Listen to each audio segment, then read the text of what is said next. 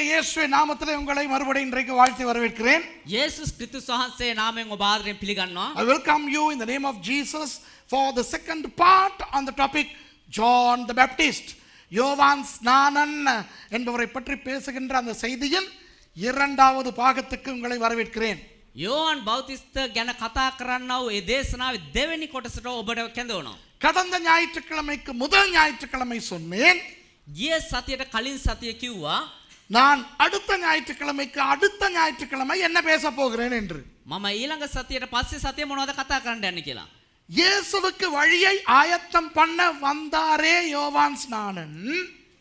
යේසුස් ක්‍රිස්තුස් වහන්සේට මාර්ගයේ සාධන පිණිස ආවා වූ යෝහන් බෞතිස්ත அந்த வழியை ஆயத்தம் பண்ணுதல் என்றால் என்ன என்று இன்றைக்கு சொல்லிக் கொடுப்பேன் என்று சொன்னேன். ඒ මාර්ගය හැදුවා කියලා කියන්නේ මොකද්ද කියලා අද කතා කරනවා කියලා I කිව්වා. told you 2 Sundays ago that 2 Sundays later I will unravel the mystery of John the Baptist preparing the way for the Messiah, what it is for him to prepare the way for the Messiah. அத்தோடு நான் சொன்னேன் ඒ වගේම මම කිව්වා யோவான் ஸ்நானனுடைய மரணம் இயேசுவை எந்த விதத்தில் பாதித்தது என்று சொல்லிக் கொடுப்பேன் என்று. යෝහන් බෞතිස්තගේ මරණය කොයි ආකාරයෙන්ද යේසුස් ක්‍රිස්තුස් වහන්සේට බලපෑම් කරේ කියලා අපි කියන්නම් කියලා. I also told you that I will explain what the death of John the Baptist did emotionally to Jesus. So we have two things to concentrate today, okay? இன்றைக்கு இரண்டு காரியங்கள் இருக்கின்றன நாம் படிப்பதற்கு. අද කාරණා දෙකක් ගැන අපි ඉගෙන ගන්න අවශ්‍යයි. இப்போ முதலாவது පළමු කොට வழியை ஆயத்தம் பண்ண வந்தார் என்றால் என்ன? මාර්ගය සූදානම් කරන්න ආවා කියන්නේ මොකද්ද? இப்போ நான் உங்களுக்கு யோவான் ஸ்நானனை பற்றின பல நுணுக்கமான விவரங்களை உங்களுக்கு சொல்லி இருந்தேன், அப்படிதானே? යෝහන් බෞතිස්ත ගැන බොහෝ කාරණා ඔබට කියලා දුන්නා එදා. I had given you a lot of details pertaining to John the Baptist, okay, didn't I? I told you how he was full of the Holy Spirit when he was in the mother's womb. தன் தாயின் கர்ப்பத்தில் இருக்கும் பொழுது பரிசுத்த ஆவியால் நிரம்பி இருந்தார் என்று சொன்னேன். තමුන්ගේ මව්ගේ කුසේ එද්දීම ආත්මයන් වහන්සේ තුල පූර්ණව හිටියා කියලා කියලා දුන්නා. ஏசாயா தீர்க்கதரிசியின் மூலமாக தீர்க்க தரிசனமாய் உரைக்கப்பட்டு வந்தவர் என்று சொல்லிக் கொடுத்தேன். යෙසායා අනාගත වාර්තුන්ගේ ප්‍රකාශ පරිදි ඒ ප්‍රකාශය මේ ඔප්පු කරන්න ආව කියලා කිව්වා. I told you how prophet Isaiah 700 years before John the Baptist came predicted of his coming. அத்தோடு நான் சொன்னேன் 30 வயதில் அவர் வீட்டை விட்டு வெளியேறி கும்ரானுக்கு போய் எஸ்ஸீன்களோடு ஒரு எஸ்ஸீனாய் 4 மாதங்கள் இருந்தார் என்று. ඒ වගේම මම කිව්වා අවුරුදු 30 දී ගෙදරින් එළියට ගිහිල්ලා කුම්රාන් වල එසිස්වරයෙක් විදියට මාස 4ක් ඔහු ජීවත් වුණා කියලා. I explained how he went away from his home at the age of 30 all the way to the Dead Sea, to the Qumran community, and he became a member of the Essenes, remember, where he stayed and lived for the next 4 months. The reason being,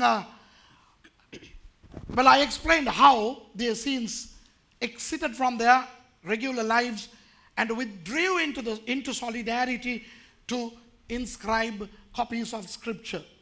எப்படி அந்த எஸ்ஸீன்கள் தங்களது அன்றாட வாழ்வை விட்டு வெளியேறி එසිස්වර කොහොමද තමුන්ගේ ජීවිතෙන් ඒ එළියට හිටියා ගත කරාව ඒ ජීවිතෙන් එළියට ඇවිල්ලා அவர்கள் வேதத்தினுடைய பிரதியாக்கங்களை செய்து கொண்டு கும்ரானிலே வாழ்ந்தார்கள் என்று சொல்லிக் கொடுத்தேன். ඔවුන් ඒ බයිබලයේ දේවල් පිටපත් කරමින් කොහොමද කුම්රාන් වල ජීවත් වුනේ කියලා. அந்த பிரதிகள் கூட நமக்கு 1948 கிடைத்தன என்று சொன்னேன், ஞாபகம் இருக்கிறதா?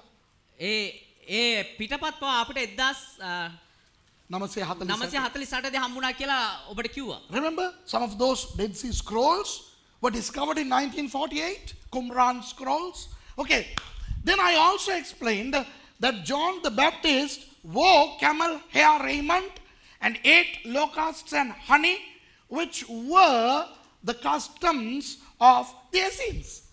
அந்த எஸ்ஸீன்களினுடைய பழக்க வழக்கத்துக்கு அமைய එසිස්වරුන්ගේ ගතිපැවතුම් අනුව அந்த யோவான் ஸ்நானன் ஒட்டக மயிருடையை உடுத்திக்கொண்டு வெட்டுக்கிளிகளையும் காட்டுத்தேனையும் சாப்பிட்டார் என்று. යෝහන් බෞතිස්තේ ඔට්ටු හමක් ඇඳගෙන ඒ වගේම පළං ගැටියොත් මීපැණිත් කෑව කියලා කිව්වා. ඔටු හම නෙවෙයි, ඔටු ලොම්. හොටු හැම පරවගෙන එයා ජීවත් වුණා නම් මැරෙයි. මොකද රස්නෙට. Okay Lomb. ஓகே ஒட்டக மயிர். கோரே இன்னதா. அப்போ இப்போ அடுத்தது நான் சொன்னேன். ඊළඟට කිව්වා எப்படி அந்த ஜனங்கள் விரியன் பாம்பு குட்டிகளே என்று பிரசங்கித்த ஒருவருடைய பிரசங்கத்தை வாயை பிளந்து கொண்டு கேட்டார்கள் அவரை எதிர்க்காமல் என்று. ඒ වගේම කිව්වා පොළොන් වංශය කියලා යොහන් කෑ ගහද්දී මේ මිනිස්සු ඔහුට පහර නොදී එහෙම නැත්නම් ඔහුට හිංසාවක් නොකර ඇයි අහගෙන හිටියේ කියලා. I also explained why the people tolerated.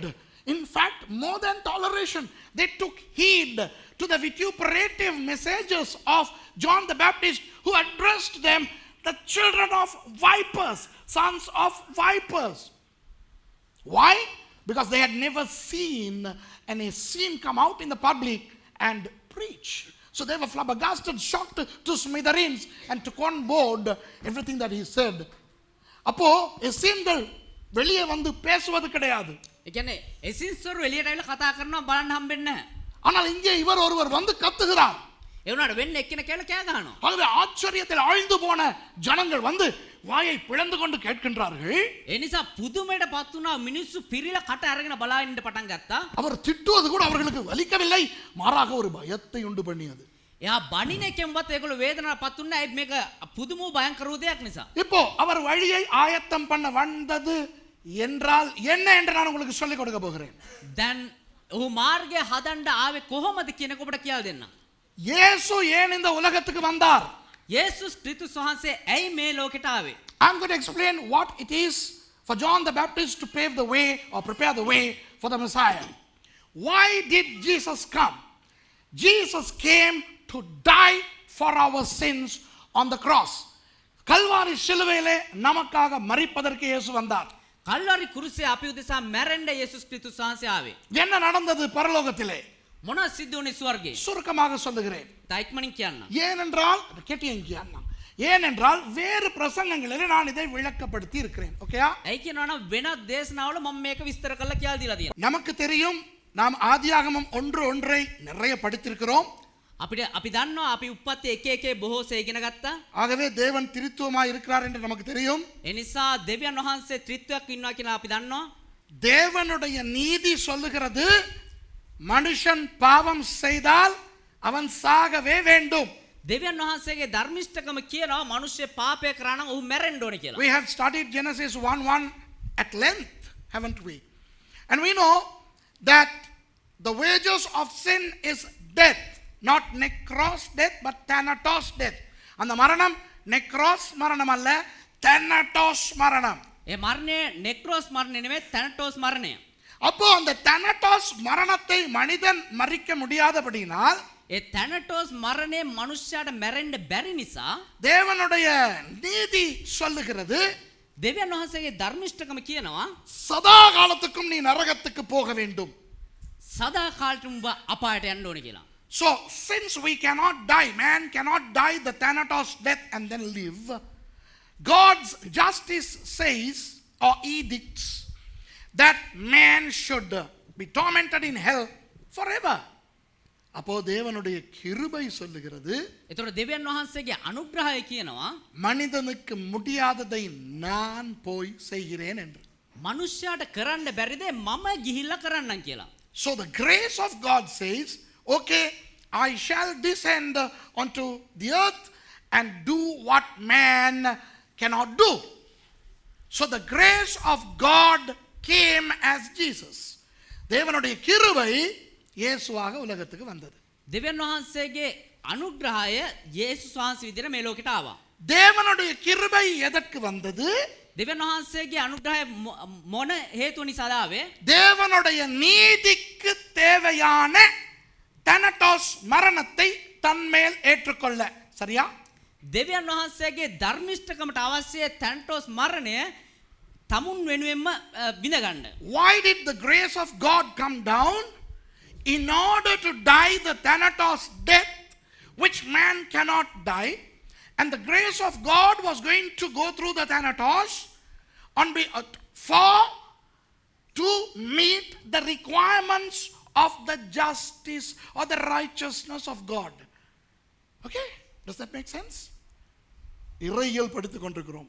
දේව ධර්ම ඉගෙනගෙන තියෙනවා. අපි ඉගෙනගෙන ඉන්නවා දැන්. We are learning theology here. Listen to this very carefully. In order to provide what the righteousness of God demands, the grace of God comes as a human and dies the Thanatos death. தேவனுடைய நீதிக்கு தேவையானதுக்கு ஏற்ப දෙවියන් වහන්සේගේ ධර්මිෂ්ඨකමට අවශ්‍ය දේ සපයන්න தேவனுடைய கிருபை இயேசுவாக இறங்கி வந்து දෙවියන් වහන්සේගේ අනුග්‍රහය ප්‍රේමය යේසුස් වහන්සේගේ අනුග්‍රහය ඇවිල්ලා நம்ம කියන්න නැති ඒවා කියන්න බෑ. ප්‍රේමය කිව්වේ නෑනේ. එතකොට තියොලොජි අප්සෙට් යනවානේ. ஓகே? கிருபை இறங்கி வந்து தனட்டாஸாக மரிக்கிறது. අනුග්‍රහය බැස ඇවිල්ලා තැනටෝස් විදියට මැරෙන්න. இப்போ யோவான் ஸ்நானன் யோர்தானிலே ஞான ஸ்நானம் கொடுத்து கொண்டிருக்கிறார். දැන් යොහාන් බෞතිස්ත යෝර්දානයේ බෞතිස්මය දෙමින් ඉන්නවා. John the Baptist was baptizing people in river Jordan. திடீரென இயேசு அங்கு வருகிறார். එක පාටම යේසුස් වහන්සේ තෙන් දෙනවා. இயேசுவை கண்டவுடன் யோவான் சத்தம் போட்டு சொல்லுகிறான், இதோ உலகத்தின் பாவத்தை சுமந்து தீர்க்க போகின்ற தேவ ஆட்டுக்குட்டி என்று. යේසුස් ක්‍රිස්තුස් වහන්සේ දැක්ක ගම යොහාන් බෞතිස්ත කෑ ගහලා කියනවා වෙන්න ලෝකේ පාපය දරා ගන්නව බැටළු පැටවano එනවා කියලා. Jesus comes to the river Jordan to be baptized by John. And upon seeing Jesus, John is yelling, wow, the Lamb of God who is going to die for the entire sin of the world. Remember that? ஞாபகம் இருக்குதா? ඒක මතකද? அப்போ இவன் எதிர்பார்க்கவே இல்லை. ඒ කියන්නේ මෙයා බලාපොරොත්තු උනේම නැහැ. யோவான் அப்படியே போகிறவர் திரும்பி தன் பக்கத்துக்கு வருவார் என்று. යොහාන් බලාපොරොත්තු නැහැ එහෙම යන්න කෙනා ආපහු හැරිලා තමන්ගේ පැත්තට එයි කියලා. John least expected Jesus to turn and come towards him. போய் கொண்டிருக்கும் பொழுது சொல்லுகிறார், அதோ உலகத்தின் பாவங்களை சுமந்து தீர்க்க போகிற தேவ ஆட்டுக்குட்டி என்று. ඒ කියන්නේ යන්න කෙනාව පෙන්නලා කියනවා අන්න ලෝකේ පාපය දරා ගන්නට ආවා වූ බැටළු පැටවano කියලා. When Jesus was going somewhere, John said, look, that's the lamb of God which is going to bear the sins of the world upon himself. But then Jesus turns and comes to John, to the river. இயேசு என்ன செய்கிறார்? அப்படியே திரும்பி யோவான் இடத்துல வருகிறார். යේසුස් වහන්සේ මොනවද කරේ? එහෙම්මම හැරිලා යොහාන් වෙතට ආපහු ආවා. வந்தவர் தண்ணீருக்கு இறங்குகிறார் யோவான் இடத்துல ஞானஸ்நானம் எடுக்க. දැන් ඒ ආපු කෙනා ගඟට බැහැලා යොහාන් ගාවට එනවා බෞතිස්මය ලබා ගන්න පිණිස. இவனுக்கு ஆவி ஆத்மா சரீரம் எல்லாம் இடம் மாறி விட்டது. මෙයාට ආත්මය ප්‍රාණය ශරීරය සේරම මාරුණා. மத்தேயு 3ஆம் அதிகாரத்துக்கு திருப்பிக் கொள்ளுங்கள். මත්තේයු 3 වෙනි පරිච්ඡේදයට පෙළ ගන්න. 13-14 வாசிப்போம். 13 සහ 14 වෙනි පද කියවමු. Let's read Matthew chapter 3 verses 13 and 14. அப்பொழுது யோவானால் ஞானஸ்நானம் பெறுவதற்கு இயேசு கலிலேயாவை விட்டு யோர்தானுக்கு அருகே அவனிடத்தில் வந்தார். 13 කියවන්නේ. එකල යේසුස් වහන්සේ යොහාන්ගෙන් බෞතිස්මය ලබන පිණිස ගලිලේ සිට යෝර්දානට ආසේක. Then cometh Jesus from Galilee to Jordan unto John to be baptized of him. 14வது வசனம் சொல்லுகிறது, யோவான் அவருக்கு தடை செய்து, நான் உம்மாலே ஞானஸ்நானம் பெற வேண்டியதா இருக்கு, நீர் என்னிடத்தில் வரலாமா என்றான். 14 වෙනි පදේ කියනවා නමුත් යොහාන් උන්වහන්සේ වළක්වමින් ඔබගෙන් බෞතිස්මය ලබන්නට මට යුතුව තිබියදී ඔබ මාවතට එනසේක්දයි කීවේය. Verse 14, but John forbade him saying, I have need to be baptized of thee, and comest thou to me? அதற்கு இயேசு பதில் சொல்லுகிறார். இயேசு அவனுக்கு பிரதி உத்தரமாக, இப்பொழுது இடங்கொடு, இப்படி எல்லா நீதியையும் நிறைவேற்றுவது நமக்கு ஏற்றதா இருக்கிறது என்றார். அப்பொழுது அவருக்கு இடம் கொடுத்தான். 15 වෙනි පදේ උන්වහන්සේ උත්තර දෙමින් යේසුස් වහන්සේ ඔහුට උත්තර දෙමින් දැනට ඉඩ හරින්න මක් නිසාද මෙසේ සියලු ධර්මිෂ්ඨකම් සම්පූර්ණ කරන්නට අපට සුදුසුයයි කීසේක. And verse 15, and Jesus answering said unto him, suffer it to be so now, for thus it becometh us to fulfill all righteousness. Then he suffered him. Wow! உங்களுக்கு என்ன தெரிகிறது இந்த வசனத்திலே? මේ වචනයෙන් ඔබට මොනවද තේරෙන්නේ? What did you see in this verse? யோவான் சொல்லுகிறார், යොහාන් කියනවා நீர் எனக்கு ஞானஸ்நானம் கொடுக்க வேண்டும். ඔබ මට බෞතිස්මය දෙන්න. ஏனென்றால் நான் தான் பாவி, நீர் பரிசுத்தர். ඇයි කියනවා මම තමා පව්කාරයා ඔබ වහන්සේ සුද්ධවන්තයි. ஏனென்றால் யோவான் ஏன் ஞானஸ்நானம் கொடுத்தார்? போன முறை சொல்லிக் கொடுத்தேன். ඇයි හැබැයි යොහන් බෞතිස්මය දුන්නේ කෙනෙක් ගිය සතිය කියලා දුන්නා. ஏனென்றால் அவர்கள் எசேன்கள் காலையிலே ஒரு தடவையும் மாலையிலே ஒரு தடவையும் தண்ணீருக்குள்ளே இறங்கி 3 முறை மூழ்கி சுத்திகரித்துக் கொண்டு வெளியே வருவார்கள். ඇයි කියනවා නම් එසින්සොරු උදේ එක සැරයකුත් සවස් එක සැරයකුත් වතුරට බහැලා 3 සැරයක් වතුර එබිලා උඩට එන එක ඒගොල්ලෝ පුරුද්දක් විදිහට කරා. The reason why John was baptizing was explained by me in the foregone episode. I explained how the Essenes would go into the water, immerse themselves 3 times before alighting from the tank. That they did twice a day, morning and evening. And when John preached the message of repentance, when people wanted to repent, John implemented the Essene way of cleansing in a way that they would come and be immersed and go. அப்போ யோவான் என்ன செய்தார்? එතකොට යොහන් මොනවද කරේ? மனம் திரும்புகிற பிரசங்கத்தை பண்ணும்போது පසුතැවීමේ දේශනාව කරනකොට மனம் திரும்பி வருகின்றவர்களை පසුතැවිලා එන පුද්ගලයන්ව எஸ்ஸேன்களின் முறையின்படி தண்ணீருக்குள் அமிழ்த்தி சுத்திகரித்து அனுப்பினார். එසින්සොරුන්ගේ ක්‍රමයේ විදිහට ජලය ඔබලා සුද්ධ කරලා එළියට යවුවා. வருகிறார் இயேசு. එන්නේ යේසුස් වහන්සේ දැන්. இவன் குழம்பி போனான். දැන් මෙයා අවුල් වුණා. நீர் பாவி அல்ல, ඔබ වහන්සේ පව්කාරයෙක් නෙවෙයි. நான் உம்மை கழுவுவதா? මම ඔබ වහන්සේ හොදන්න ඕනද? நீர் அல்லவா என்னை கழுவ வேண்டும். ඔබ වහන්සේ නෙවෙයිද මාව හොදන්න ඕනේ? So when John came towards John to be baptized, John was highly perturbed. He is saying, wow, no, wait, you got to cleanse me. I can't cleanse you. You are holy. What did Jesus say? இயேசு என்ன சொல்லுகிறார்? යේසුස් වහන්සේ මොනවද කිව්වේ? இப்போதைக்கு இடம் கொடு. දැනට ඉඩ හරින්න. Suffer me now. In other words, allow me now. இப்படி මෙහෙම எல்லா හැමෝම හැම நீதியையும் நிலைநாட்டுவது நமக்கு ஏற்றதா இருக்கிறது. හැම ධර්මිෂ්ඨකමක්ම ඉෂ්ට කරන පිණිස He says, allow me, for thus we can fulfill righteousness, the requirements of righteousness. என்ன சொல்லுகிறார்? මොනවද කියන්නේ? நீதிக்கு தேவையானதை கொடுக்க கிருபை நான் வந்திருக்கிறேன். ධර්මිෂ්ඨකමට අවශ්‍ය දේ දෙන්න අනුග්‍රහය වෙන මම ඇවිල්ලා ඉන්නේ. Grace of God, namely me, I've come down to provide something for righteousness. எல்லா நீதியையும், all righteousness. සියලු ධර්මිෂ්ඨකම් I am the grace of God. நான் தான் தேவனுடைய கிருபை. මම තමා දෙවියන් වහන්සේගේ අනුග්‍රහය. நான் நீதிக்கு ஏற்றதை கொடுக்க வந்திருக்கிறேன். මම ධර්මිෂ්ඨකමට ඕන දේ දෙන්න ඇවිල්ලා ඉන්නේ. I have come to provide what the righteousness requires. This is one of those. இது அவற்றில் ஒன்று. මේක ඉඩ හරින්න. මේක ඒවායින් එකක්. This is one of those. Allow me. எனக்கு இடம் கொடு. මට ඉඩ හරින්න. அதாவது இயேசு என்ன செய்கிறார்? ඒ කියන්නේ යේසුස් වහන්සේ මොනවද කරන්නේ? எஸ்ஸேன்கள் உருவாக்கின அந்த சுத்திகரிப்பு முறையை ඒ එසින්සොරු ආරම්භ කරාවේ සුද්ධ කිරීමේ ක්‍රමයට அங்கீகரிக்கிறார். ඒක අනුමත කරනවා. Jesus here is sanctioning the purification system inaugurated by the Essenes. Can you see that? அது புரிகிறதா? ඒක තේරෙනවද? ஞானஸ்நானத்தை இயேசு அங்கீகரிக்கிறார். බෞතිස්මය යේසුස් වහන්සේ අනුමත කරනවා. எந்த அளவுக்கு? කොයිතරමටද? எந்த அளவுக்கு? කොයිතරමටද? தான் ஞானஸ்நானம் எடுக்கும் அளவுக்கு. ඒ කියන්නේ තමන් වහන්සේම බෞතිස්මය ගන්න තරමට. To what extent did Jesus sanctioned it?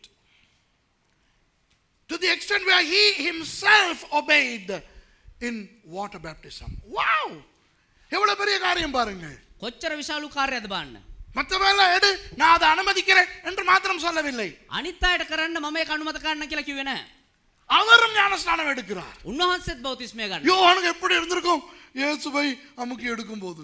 යොහන්ට කොහොම තියන්නේ නැද්ද යේසුස් වහන්සේ ඔබලා ගනිද්දි? When Jesus, when Jesus sanctioned, he didn't say, okay, I sanction it, okay? So everybody receive water baptism. But he himself is obeying in waters of baptism. Imagine the feeling of John. I am baptizing Jesus. அப்போ ஞானஸ்நானம் எவ்வளவு முக்கியம்? එතකොට බෞතිස්මය කොතරම් වැදගත්ද? See how important baptism is? இப்போ சொல்றேன் கேட்டுக்கங்க. දැන් කියන්නම් අහගන්න. யோவான் இயேசுவுக்கு வழியை ஆயத்தம் பண்ண வந்தது என்ன தெரியுமா? යොහාන් යේසුස් වහන්සේට කිට මාර්ගය හදන්න ආවේ කොහොමද දන්නවද? ஞான ஸ்நானத்தை அறிமுகப்படுத்தினது. බෞතිස්මය හඳුන්වා දෙමින්. Do you know what it is for John to have prepared the way for the Messiah? None other than water baptism. ஞான ஸ்நானத்தை அறிமுகப்படுத்துவதுதான் மேசியாவுக்கு வழியை ஆயத்தம் பண்ணியது. බෞතිස්මය අනුමත කිරීම තුලින් තමා මෙසියස් වහන්සේට මාර්ගය සෑදීම කියන්නේ. John prepared the way for the Messiah by introducing baptism. That's it. And I'm going to explain that. இதை நான் உங்களுக்கு விளக்கப்படுத்த போகிறேன். මේක මම පැහැදිලி කරලා යන්න ඔබට. ஒரு ஆள் செய்த குற்றத்துக்கு இன்னொரு ஆள் தண்டனை அனுபவித்தால் அது நீதியா? එක්කෙනෙක් කරාව වරදකට තව කෙනෙක් මේ වරද පිළිගත්තා එහෙම නැත්නම් දඩුවම් ලැබුණා ඒක නිය ධර්මිෂ්ඨකමද? Is it just for somebody to be punished for somebody else's crimes? No. The criminal needs to be punished.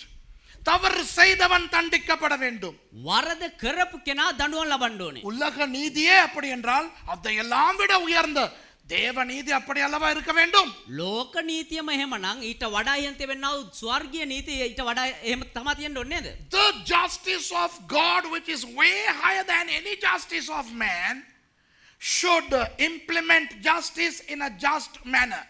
The criminal should be punished, not somebody who is innocent. ஒரு அப்பாவி குற்றவாளி அல்லாத சுத்தவாளி தண்டிக்கப்படக்கூடாது. එක නිර්දෝෂිකයෙක් එහෙම නැත්නම් වරදට ලක් නොවු කෙනෙක් දඬුවම් ලබන්න හොඳ නැහැ. எத்தனை பேர் தமிழ் படம் பார்த்திருக்கீங்க? කී දෙනෙක් දෙමළ චිත්‍රපටි බලලා තියෙනවද? உடக்காய் பாலா தேனா முதல்ல பாஞ்சிக்கிற கையை தூக்குறது கேவின். கவனிக்க நிறைய தமிழ் படத்துல இப்படி சொல்லுவாங்க. බොහෝ දෙමළ චිත්‍රපටිවල මෙහෙම කියනවා. 1000 குற்றவாளிகள் தண்டிக்கலாம், தப்பிக்கலாம். දහස් ගණන් වැරදිකාරයෝ නිදහස් විය හැකියි. ஆனா ஒரு சுத்தவாளி கூட தண்டிக்கப்படக்கூடாது. கேட்டிருக்கீங்களா? හැබැයි එක නිර්දෝෂිකයෙක්වත් දඬුවම් නොලැබිය යුතුයි. In a lot of Tamil movies they have a saying, they say 1000 criminals can escape, but not a single innocent should be punished. இப்போ இயேசு வந்து சிலுவையிலே செத்தாரே அவர் குற்றவாளியா? දැන් යේසුස් ක්‍රිස්තුස් වහන්සේ ඇවිල්ලා කුරුසියේ මැරුණානේ. උන්වහන්සේ වරදුකරුවෙක්ද? அவர் பாவியா? උන්වහන්සේ පව්කාරයෙක්ද? Now Jesus came and died on the cross. Was he a sinner? Was he a criminal? No. Who were the sinners? Who were the criminals? யார் அந்த குற்றவாளிகள்? யார் அந்த பாவிகள்? කවුද වැරදිකාරයා? කවුද පව්කාරයා? No. මම. We, right? We. අපි. நானும் நீங்களும் தான். ඔබත් මමත් තමයි. அப்போ குற்றமில்லாத பாவமில்லாத இயேசு தண்டிக்கப்பட்டாரே. එහෙමනම් වරදකාරයෙක් නොවන පව්කාරයෙක් නොවන යේසුස් ක්‍රිස්තුස් වහන්සේ දඬුවම් ලැබුවානේ. அதனால் நாம் தப்பித்துக் கொள்ள முடியுமா? එහෙමනම් මට ඒක නිදහස් වෙන්න පුළුවන්ද? முடியாது. බෑ. நானும் தண்டிக்கப்பட வேண்டும். මමත් දඬුවම් ලැබිය යුතුයි. I cannot just escape because an innocent Jesus took on him all the punishments that I deserve. I have to go through those punishments. நான் அந்த தண்டனைகளை அனுபவிக்க வேண்டும். මම ඒ දඬුවම අත්දකින්න ඕනේ. එහෙම නැත්නම් ලබන්න ඕනේ. நான் செய்த குற்றத்துக்கு நான் தண்டனை அனுபவிக்க வேண்டும். මම කරපු වරදට මම දඬුවම් ලැබිය යුතුයි. I have to be punished for the crimes I've committed. ஆகவே நீங்கள் இயேசுவோடு சிலுவையில் மரிக்க வேண்டும். ඒ නිසා මම ඔබ යේසුස් වහන්සේත් එක්ක ස්වර්ගයේ මැරෙන්න ඕනේ. You and I should die on the cross with Jesus. Can we? முடியுமா எங்களால்?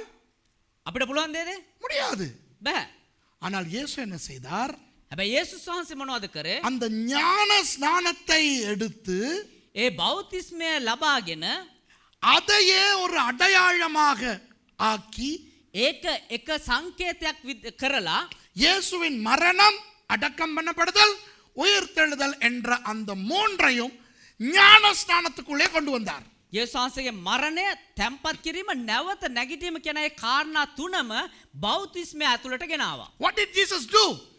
Upon sanctioning water baptism, and then he himself received water baptism, then he took baptism as a symbol for the death, resurrection, burial and the resurrection of Jesus.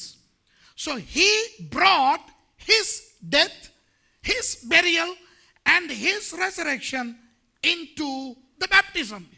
அதனால என்ன நடக்கிறது? එනිසා මොනවද සිද්ධ වුනේ? நாம் ஞானஸ்நானம் எடுக்க தண்ணீருக்குள் போகும் பொழுது මම බෞතිස්මය ලබා ගන්න ජලය ඇතුළට நாம் අපි බෞතිස්මය ලබා ගන්න ජලය ඇතුළට යද්දී இயேசுவோடு சிலுவையில் அறையப்படுகிறோம். යේසුස් ක්‍රිස්තුස් වහන්සේක කුරුසියේ ඇන ගසනවා. மரிக்கிறோம். මැරෙනවා. தண்ணீருக்கு உள்ளே அமிழ்த்தும் போது ජලය ඇතුළට ඔබද්දී அவரோடு அடக்கம் பண்ணப்படுகிறோம். උන්වහන්සේත් එක්ක තැන්පත් කරනු ලබනවා. தண்ணீருக்கு வெளியே வரும்போது වතුරෙන් උඩට එද්දී உயிர் தெழும்புகிறோம் இயேசுவோடு. යේසුස් වහන්සේත් එක්ක මරණයෙන් නැගිටිනවා. So when we receive water baptism, we are crucified with Christ and we die with him. And when we are immersed, we are buried with him. And when we alight from the water, we resurrect with Jesus. அப்படி ஞானஸ்நானத்தின் மூலம் எல்லாரும் அவனவனுக்கான தண்டனையை அனுபவிக்கிறோம். එහෙම බෞතිස්මය කන්න කොටගෙන ඒ තමුන්ගේ දඬුවම එයා කරන් ලබා ගන්නවා. By obeying in waters of baptism, we suffer the punishment for our crimes. அன்பானவர்களே, ප්‍රේමවන්තයනි, வீட்டிலும் சரி, குடும்பத்திலும் சரி, ගෙදර වෙන්න පුළුවන්, පවුලේ හරි, பாடசாலையிலும் சரி, එහෙම නැත්නම් විද්‍යාලේ හරි, வேலை செய்யும் இடங்களிலும் சரி, වැඩ කරන ස්ථානයේ හරි, பாதையிலே சரி, එහෙම නැත්නම් මාර්ගයේදී හරි தவறு செய்தால் தண்டனைகள் கிடைக்கின்றன அல்லவா?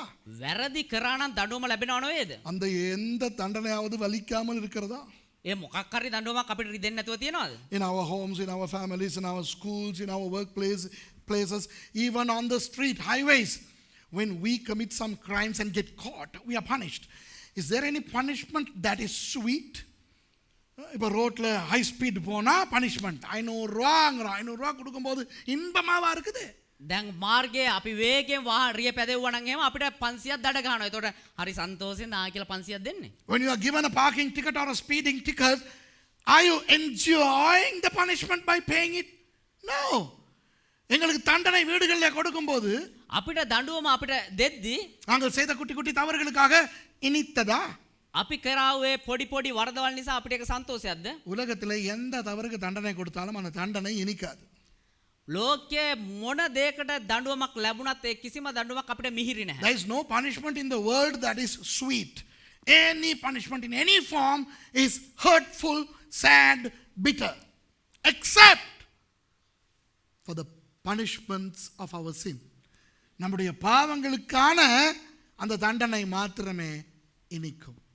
හැබැයි අපේ පාපය උදෙසා ඉතරක් ඒ ලබන දඬුවම මිහිරි. எவ்வளவு சந்தோஷமாக ஞானஸ்நானத்துக்கு போகிறோம். කොච්චර සන්තෝෂෙන්ද බෞතිස්මය ලබා ගන්න යන්නේ. பாட்டெல்லாம் பாடுறாங்க, அந்த ஜீவ நதியின் ஓரத்தில். ඒ වගේම ගායනා කරන අර ජීවන ගඟ ළඟදී කියන ගීතිකාව. இயேசுவோட சாக போறோம், යේසුස් වහන්සේත් එක්ක මැරෙන්න යනවා, தண்டனை அனுபவிக்க போறோம், දඬුවම ලබන්න යනවා. எல்லாம் பாடி வரவேற்கிறாங்க. ඒගොල්ලෝ අපිව ගායනා කරලා පිළිගන්නවා. You know, we are going to die with Christ. We are going to take upon ourselves our punishments for the sins, and people sing and welcome us to the baptismal site. Okay? அப்புறம் தண்ணீருக்குள்ள இறங்கி pastor சந்தோஷமா முக்கி எடுக்கறாருங்களே. ඊට පස්සේ සන්තෝෂයෙන් pastor වතුරට බැහුවා අපිව ඔබලා ගන්නවා. You know, the pastor is happily immersing us into the water, and we alight from the water, and they cover us with a sheet, and wow, it's a glorious program, event. அப்போ அந்த தண்ணீர்ல இருந்து எங்களை வெளியே எடுக்கிறார்கள். එතකොට වතුරෙන් අපිව එළියට ගන්නවා. அப்புறம் ஒரு போர்வையால் போர்த்து எங்களை வெளியே கொண்டு வருகிறார்கள். ඊට පස්සේ මොකක් හරි පොරවණකින් පොරවලා අපිව එළියට ගෙනියනවා. ஸ்தோத்திரம் சொல்லுகிறார்கள். හැමෝම දෙවියන් ප්‍රශංසා කරනවා. ஞானஸ்நானம் ஒரு இன்பமான நிகழ்ச்சியா இல்லையா சொல்லுங்க? බෞතිස්මය ලැබීම ඉතා මිහිරි දෙයක්ද නැද්ද? Wasn't your baptism a wonderful one? You enjoyed in Jordan. You enjoyed. நீங்கெல்லாம் நிறைய பேர் ஞானஸ்நானம் எடுக்கும்போது சந்தோஷப்பட்டீங்க இல்லையா? ඔබ බෞතිස්මය ලබද්දී බොහෝ දෙනෙක් ප්‍රීති වුණා. கொஞ்சமாவது தோணுதா அது தண்டனைன்னு? පොඩ්ඩක් හරි දන්නවද ඒක දඬුවමක් කියලා? ஆனால் அது தண்டனை. හැබැයි ඒක දඬුවමක්. செத்து இயேசுவோடு கூட மரித்து அடக்கம் பண்ணப்பட்டு உயிரோடு எழும்புகிறோம். ரோமர் 6 அதிகாரத்தை வாசிங்க, வாசித்து பாருங்கள். அதைத்தான் சொல்லியிருக்கிறார். රෝම 6 වෙනි පරිච්ඡේදය කියවලා බලන්න. යේසුස් වහන්සේත් එක්ක මැරිලා තැම්පත් කළා නැවත නැගිටිම තමයි සංකේතවත් ගන්න. Study Romans 6. That's what it elucidates. The significance of baptism, which is the death, burial and the resurrection with Jesus. அப்ப பாருங்கள், யோவான் என்னத்தை செய்ய வந்தார்? එහෙනම් බලන්න යොහාන් මොනවා කරන්නද ආවේ? கவனிங்க. අවධානය දෙන්න. நல்லா கவனிங்க. හොඳට අවධානය දෙන්න. Listen to this carefully. இயேசுவின் மரணம், இயேசுவின் அடக்கம் பண்ணப்படுதல், இயேசுவின் உயிர்த்தெழுதல் ஆகிய இந்த மூன்றோடும் යේසුස් ක්‍රිස්තුස් වහන්සේගේ මරණය, යේසුස් ක්‍රිස්තුස් වහන්සේගේ තැම්පත් කිරීම, යේසුස් ක්‍රිස්තුස් වහන්සේගේ නැවත නැගිටීම කියනවා මේ කාරණා තුන நம்மை இணைத்து අපි කරන කොටගෙන අපිව සම්බන්ධ කරලා நாமும் அவரோடு மரித்து அடக்கம் பண்ணப்பட்டு உயிர் தெழக்கூடிய அடையாளமாகிய ஞான ஸ்நானத்தை யோவான் ஸ்நானன் நமக்கு கொடுத்தார். යේසුස් වහන්සේ සමග මැරී තැන්පත් වී නැවත නැගිටින ඒ සංකේතය වන බවතිස්මය යොහන් බවතිස්ත අපි වෙනුවෙන් සූදානම් කරලා දුන්නා. John the Baptist gave us the symbolic event called baptism, which would enable us to die with Jesus, be buried with Jesus, and be born again with Jesus. இப்ப சொல்லுங்க, யோவான் ஸ்நானனை விட எந்த மனுஷனாவது எங்களுக்கு ஒரு உயர்ந்த நல்ல நன்மை கொடுத்திருக்கிறாரா? දැන් කියලා බලන්න අපිට කියන්න බලන්න යොහාන් බෞතිස්තට වඩා වෙන කිසිම මනුෂ්‍යයෙක් අපිට ඉතා යහපත් වූ මේ වගේ දෙයක් අපිට දීලා තියෙනවද? Has anybody else besides John the Baptist given us such a wonderful gift? நிறைய பேருக்கு யோவான் ஸ்நானனுடைய முக்கியத்துவமே தெரியாது. බොහෝ දෙනාට යොහාන් බෞතිස්තගේ වැදගත්කම තේරෙන්නේ නැහැ. Many people don't know the significance of John the Baptist. Oh yeah, he came to prepare the way for the Messiah. அவர் வழி ஆயத்தம் பண்ண வந்தார். ආ මාර්ගය හදන්න ආපු කෙනානේ. என்ன ஓரம்போ இயேசு வண்டி வருது. வழி ஆயத்தம் பண்றாரா? அந்த கிளவுஸ் போட்டுக்கிட்டு டிஃபெண்டர்ல இப்படி போவாங்களே, அதான் யோவான் ஸ்நானன். අර ලොක්කෙක් ඇද්දී අර ග්ලව්ස් දාගෙන අර මෙහෙට කරගෙන අර යන්නේ ඒ වගේ මාර්ගය හදන්න ආවද? Prepare the way for the Messiah. I mean, was he the one who was clearing the road and asking people to move away? Jesus is coming. Come on, we need to know what it really means. அதனுடைய உண்மையான அர்த்தம் என்னவென்று தெரிய வேண்டும். ඒකේ සැබෑ අර්ථය මොකක්ද කියලා අපි දැනගන්න ඕනේ. யோசித்து பாருங்கள். හිතලා බලන්න. ஞான ஸ்நானம் என்ற ஒன்று இல்லாவிட்டால் බෞතිස්මය කියන දෙයක් නැති වෙලා තිබුණා නම් நமக்கு இயேசுவோடு மரிக்க முடியாது, அவரோடு அடக்கம் பண்ணப்பட முடியாது, அவரோடு உயிர் தெழ முடியாது. අපිට යේසුස් ක්‍රිස්තුස් වහන්සේක මැරෙන්නත් බෑ, තැම්පත් වෙන්නත් බෑ, නැවත නැගිටින්නත් බෑ. அப்படியானால் அவருடைய மரணமும் உயிர்த்தெழுதலும் நமக்கு நேரடியாக பிரயோஜனமாய் இருக்காது. එහෙම වුණා නම් එහෙම උන්වහන්සේගේ මරණය තැම්පත් කිරීම නැත් නැගිටීම අපිට කෙලින්ම බලපෑමක් ඇති අපි සම්බන්ධ වෙන්නේ නැහැ. ஞான ஸ்நானத்தை உள்ளே கொண்டு வந்ததுதான் யோவான் இயேசுவுக்கு வழியை ஆயத்தம் பண்ணினது. බෞතිස්මය හඳුන්වා දීම තුලින් තමයි යේසුස් ක්‍රිස්තුස් වහන්සේගේ මාර්ගය Yohan බෞතිස්ත සෑදුවේ. If there were no baptism, then there would be no availability for us to die with Jesus, to be buried with Jesus and resurrect with Jesus. And without baptism, Jesus' death and his resurrection would be just an event, nothing to do with me. But by being baptized in water, we die with him, we resurrect with him, and we are identified with Christ. ஆனால் ஞான ஸ்நானத்தின் மூலம் ඒ වුණාට බෞතිස්මය කන්නකොටගෙන நாம் இயேசுவோடு கூட நிற்கிறோம். අපි යේසුස් වහන්සේ සමගම සිට ගන්නවා. 2000 வருஷத்துக்கு முன்னே போகிறோம். වර්ෂ 2000කට පිටිපස්සට යනවා. அவரோடு கைதாகிறோம். උන්වහන්සේත් එක්කම අත්අඩංගුවටපත් වෙනවා. அவரோடு அடி வாங்குகிறோம். උන්වහන්සේත් එක්කම ගුටි කනවා. அவரோடு மரிக்கிறோம். උන්වහන්සේත් එක්කම මැරෙනවා. அவரோடு அடக்கம் பண்ணப்படுகிறோம். උන්වහන්සේත් එක්ක තැම්පත් වෙනවා. அவரோடு உயிர் தெழும்புகிறோம். උන්වහන්සේත් එක්ක මලුන්ගෙන් නැගිටිනවා. Through baptism we go back 2000 years prior to us, and we are arrested with Jesus, we are flogged with Jesus, lashed with Jesus, We are crucified with Jesus, we die with Jesus, we are buried with Jesus, and we resurrect with Jesus. Okay? And we become a new creature. ஒரு புதிய ஜீவனாக வருகிறோம். අලුත් ජීවනයක් විදිහට එනවා. எவ்வளவு பெரிய ஆசீர்வாதம் பாத்தீங்களா? කොච්චර විශාල ආශිර්වාදයක් පේනවද? யோவான் ஸ்நானனுக்காக ஆண்டவருக்கு ஸ்தோத்திரம். යොහන් බෞතිස්ත නිසා දෙවියන් වහන්සේට ස්තුති වේවා. Praise God for John the Baptist. இப்போ அந்த இரண்டாவது விஷயத்தை நான் உங்களுக்கு சொல்லிக் கொடுக்க போகிறேன். දැන් දෙවෙනි කාරණා ඔබට කියලා දෙන්න යනවා. I'm going to explain the second thing. Now get your mic and everything ready, okay? எப்படி யோவான் ஸ்நானன் மரித்தார்? කොහොමද යොහන් බෞතිස්ත මැරුණේ? அந்த மரணம் இயேசுவை எப்படி பாதித்தது? ඒ මරණය යේසුස් ක්‍රිස්තුස් වහන්සේ කොයි ආකාරයෙන්ද බලපෑම් ඇති කරේ? How did John the Baptist die and what did that death do to Jesus? இப்போ இந்த கதையை நான் உங்களுக்கு சொல்லுகிறேன். දැන් මේ කතාව මම ඔබට කියන්නම්. அப்புறம் வாசிப்போம். ඊට පස්සේ කියමු. என்னோட இஸ்ரவேல் வந்தவர்களுக்கு இந்த கதை தெரியும். මං එක්ක ඊශ්‍රායල් වලට ආපු කට්ටියන මේ කතාව දන්නවා. ஏனென்றால் அந்த குறிப்பிட்ட இடத்திலேயே வைத்து நான் அந்த கதையை சொல்லி இருக்கிறேன். ඒ කියනවනම් ඒ ස්ථානයේම තියලා මම මේ කතාව විස්තර කරා. I'm going to relate the story first and then we will read. And those of you who came with me to Israel, you know this because I teach this from the very location where this whole scenario transpired. Okay? ஏரோது ராஜா அவனுடைய தம்பி பிலிப்பு win மனைவியை வைத்திருக்கிறான். හෙරෝද් රාජා එයාගේ සහෝදරයාගේ බිරිඳ ඒ කියන්නේ පිලිප්ගේ බිරිඳ තබා ගන්නවා. Herod Antipas is having an illicit relationship with his brother Philip's wife, Herodias. Okay, Antipa தான் அந்த ஹெரோதுவின் பெயர். அக்ரிப்பா තමයි අන්තිපස් තමයි හෙරෝද්ගේ නම. அவனுக்கு ஒரு தம்பி பிலிப்பு. එයාට මල්ලියෙක් පිලිප් කියලා. பிலிப்போட மிஸ்ஸஸை இவர் வச்சிருக்கார். පිලිප්ගේ බිරිඳ මෙයා තියා ගන්නවා. ராஜா தானே. රජුරෝනේ. ஆகவே யாரும் ஒன்றும் சொல்ல பயப்படுகிறார்கள். ඒ නිසා කවුරුත් මොකුත් කියන්න බෑ බයයි. ஆனால் யோவான் ஸ்நானன் அதை குறித்து பேசிவிட்டார். හැබැයි යොහන් නිතරම මේ ගැන කතා කරා. விபச்சாரக்காரனே விபச்சாரக்காரியே என்று அவர் கத்தி விட்டார். වෛශ්‍යකම් කරන්න වෛශ්‍යකම් කරන්න කියලා කෑ ගැහුවා. ஆகவே இந்த டிஸ்டர்பிங் த பப்ளிக் பொது ஜனங்களுக்கு இவர் இடையூறாக இருக்கிறார் என்ற குற்றச்சாட்டின் பேரில் யோவானை கைது செய்து ඒ නිසා මේ සාමාන්‍ය ජනතාව කුලප්පු කරනවා කියන මුවාවෙන් යොහන් බෞතිස්ත අත්අඩංගුවට අරගෙන இப்பொழுது யோர்தான் நாட்டிலே உள்ள மெக்காய்வர் என்று சொல்லுகின்ற ஏரோதுவின் ஒரு அரண்மனைக்கு கொண்டு போய் දැන් ජෝර්දාන් රටේ மெக்காய்வர் පැලස් කියලා කියන ඒ කාලේ හෙරෝද්ගේ රජමාලිගාවන් වලින් එකක් වන ඒ ස්ථානයට යොහන් බෞතිස්තව ගෙනලා භූගත මේ බන්ධනාගාරයේ බන්ධනාගාරගත කරලා තියෙනවා. அங்கு இருக்கின்ற அந்த நிலத்தடி அந்த சிறைச்சாலையில் இவரை கைது செய்து வைத்திருக்கிறார்கள்.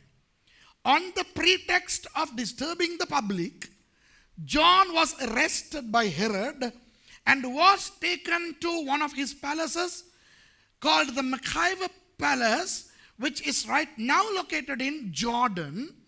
And John the Baptist was remanded, okay, not imprisoned, remanded in the remand of that palace, okay, underground prison.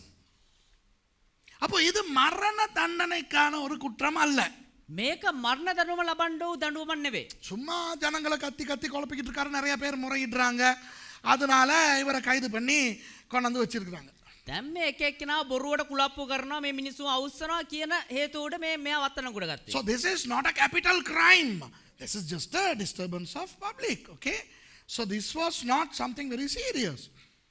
இப்போ இயேசு கலிலேயாவிலே இருக்கிறார். දැන් යේසුස් වහන්සේ ගලිලේ ඉන්නේ. இந்த மெக்காய்வர் அந்த சிறைச்சாலை அல்லது ஹெரோதுவின் அரண்மனை எங்க இருக்கிறது? தெக்கப்போலியில் இருக்கிறது.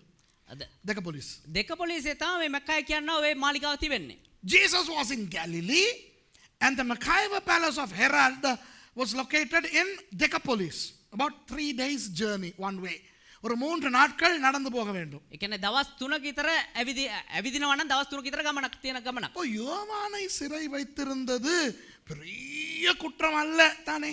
දැන් යොහන් බෞතිස්ත අත්අඩංගුවට ගන්න අරන් තියෙනක ඒ තරම් ලොකු දඬුවමක් නෙවෙයිනේ. ஆகவே யோவானுடைய சீஷர்கள் ஒவ்வொரு நாளும் காலையும் மாலையும் அந்த சிறைக்கு அவரை போய் பார்க்கலாம்.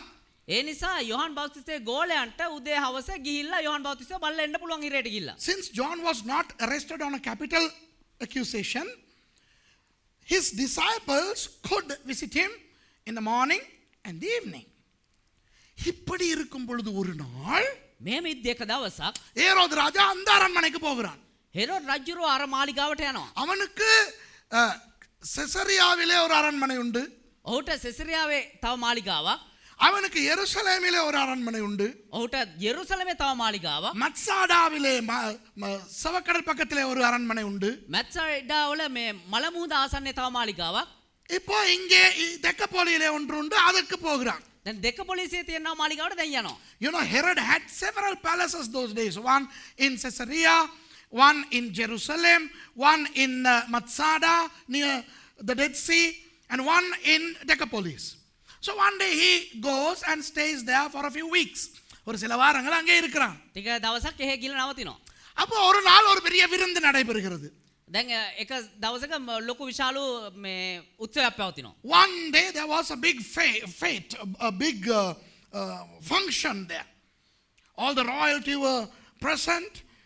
அப்போ நிறைய அந்த ராஜ சமூகத்தாரெல்லாம் விருந்துக்கு வந்திருக்கிறார்கள். දැන් මේ උත්සවයට බොහෝ මේ ගෞරව ලැබියු රාජකීයයන් පැමිණලා ඉන්නවා. அப்போ ஈவன் வைத்துக் கொண்டிருக்கிறானே பிலிப்புவின் மனைவி ஏரோதியாள். දැන් මෙයා තියාගෙන ඉන්නවනේ පිලිප්ගේ බිරිඳ ළඟ තියා මේ බිරිඳ විදියට තියන් ඉන්නවනේ. அவளுக்கு ஒரு 10-11 வயதிலே ஒரு மகள். එයාට අවුරුදු 10-12 විතර වගේ එක දියණියක්. அப்போ அந்த பாட்டில அந்த குட்டி பொண்ணு வந்து டான்ஸ் ஆடுது. දැන් මේ උත්සවයේදී අර දැරිය ඇවිල්ලා නටනවා. அழகா உடுத்திட்டு அழகான ஒரு டான்ஸ் ஆடிருச்சு. ලස්සනට ඇඳගෙන ඇවිල්ලා ලස්සන හොඳ නටුමක් දානවා. You know this Philip's wife Herodias, who is actually the concubine of Herod. Now she had a daughter of about 10, 11, 12 years old. And this little girl comes and she attires herself beautifully and then she dances a wonderful dance. எல்லாரும் கை தட்டுறாங்க. Wow, wonderful. දැන් සේරම අප්පුඩි ගහනවා නියමයිනේ කියලා කියනවා. தினேஷ் இருந்ததான்னா எலும்பி போய் video எடுத்திருப்ப இல்லையா? දිනේෂ් හිටියා නැගිලා කියලා ෆොටෝ ගනි. அன்னைக்கு அவ்வளவு பேர் ஆடுறாங்க பாடுறாங்க, காலேஜ் டேல ப்ரோக்ராம் நடத்துறாங்க. කොලෙජ් එක දවසේ අච්චර ප්‍රෝග්‍රෑම් වුණා, එක එකනා නටනවා ගායනා කරනවා. ஒண்ணுமே இவரை கொலப்பல. ඒ කිසිම දෙයක් මෙයාව ආවිස්සුවේ නැහැ. திடீர்னு பொம்பளை பிள்ளைகள் வந்து ஆட ஆரம்பிச்ச உடனே එක පාටම ගෑල්ල වයිලා නටන්න පටන් ගත්ත ගමන් மெய் மறந்து போனை எடுத்துக்கிட்டு இங்க வந்து நட்டுக்கிட்ட நின்றுக்கிட்ட வீடியோ எடுக்கிறான். උන් හිටි දැන් අමතක වෙලා ෆෝන් එක අරගෙන ෆොටෝ ගන්න පටන් ගත්තා. So what happened on that day, college day, when all the other fellows performed, you know, he didn't give a damn. He was just seated but when the girls came and performed, he couldn't contain himself. He got up with the phone and he was video filming. இல்லையா தினேஷ்? அந்த மாதிரி அந்த வந்திருந்த எல்லாரும் video படம் எடுத்திருப்பாங்க, photo எடுத்திருப்பாங்க. இதெல்லாம் இருந்திருந்தா இருக்கல.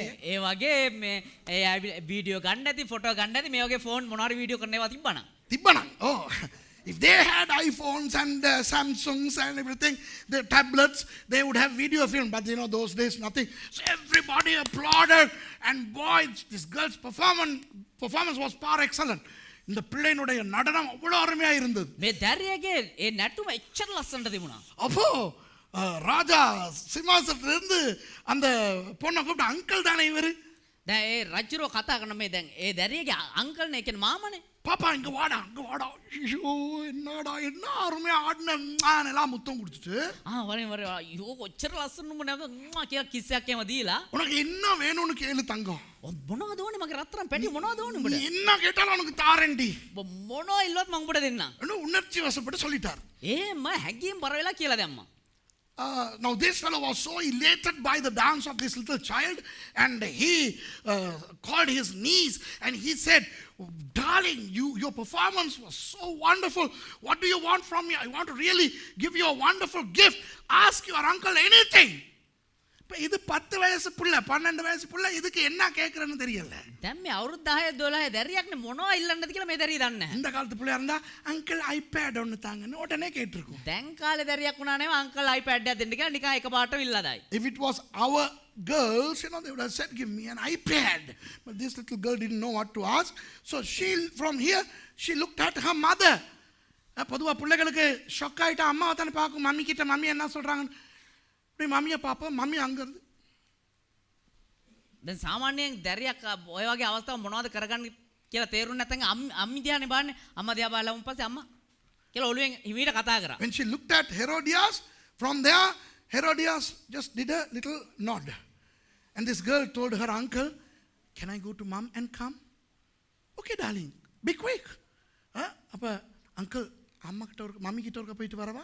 ஓகே போயிட்டு வரா சத்தி. අංකල් අම්මා ගාවට පොඩ්ඩක් ගිහිල්ලා කිව්වන් පස්සේ ගිහිල්ලා කියලා කියනවා. இப்போ இது ஓடுது மம்மி கிட்ட.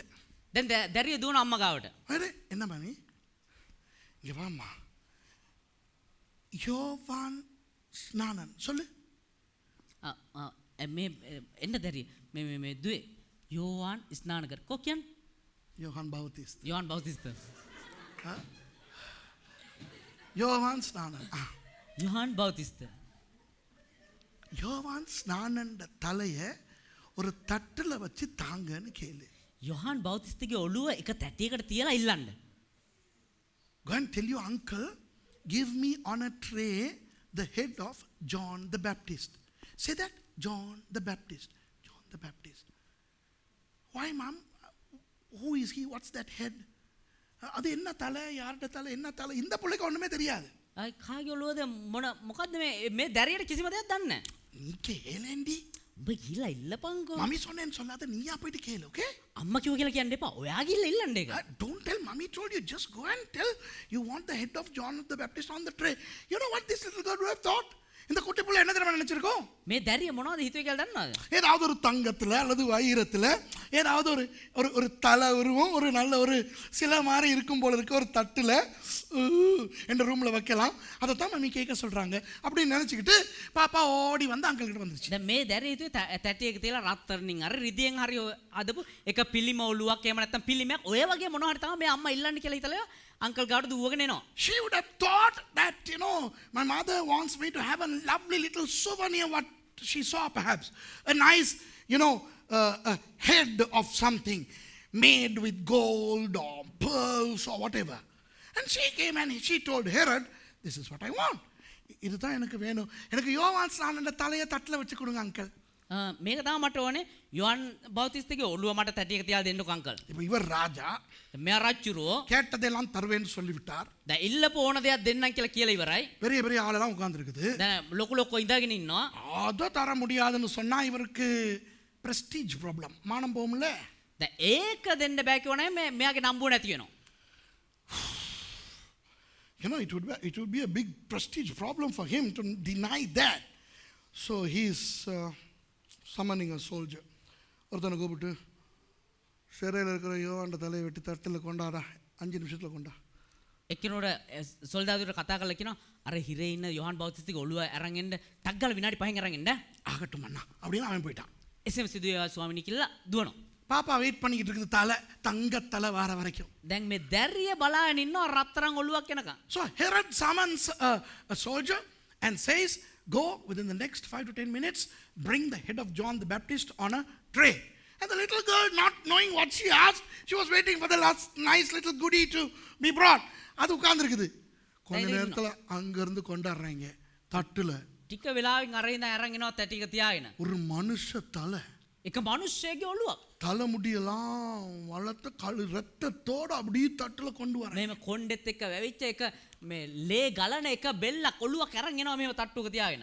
அத பார்த்தோன்னே இந்த புள்ள மயங்கே விழுந்திருக்கும். ඒක දැක්කා මේ දැරිය කලන්තෙල්ල වැටෙන්න ඕනේ. அத கொண்டாந்து இதுகிட்ட கொடுத்தோன்னே இதுக்கு இப்ப என்ன செய்யறது, அப்படியே ஓடி போய் மம்மி இந்தாங்க அப்படின்னு மம்மி கிட்ட கொடுத்துருச்சு. එහෙම මේක ගත්තම අයියෝ මේ දැරිය බය වෙලා එහෙම දුවන් ගිල්ල අම්මට දෙනවා අම්මේ කියලා. When they brought the head on that tray, it was still having blood and freshly cut, and the head of John the Baptist, the girl would have got perturbed. She went and handed it over to the mother. வெளியே யார் இருக்கிறார்? දැන් එළිය කවුද ඉන්නේ? யோவானுடைய சீஷர்கள். යොහන්ගේ ගෝලයෝ. அவர்கள் காலையிலே யோவானை பார்த்து விட்டு வந்தார்கள். දැන් උදේ ඇවිල්ලා මේ යොහන්ව බලලා ගියේ.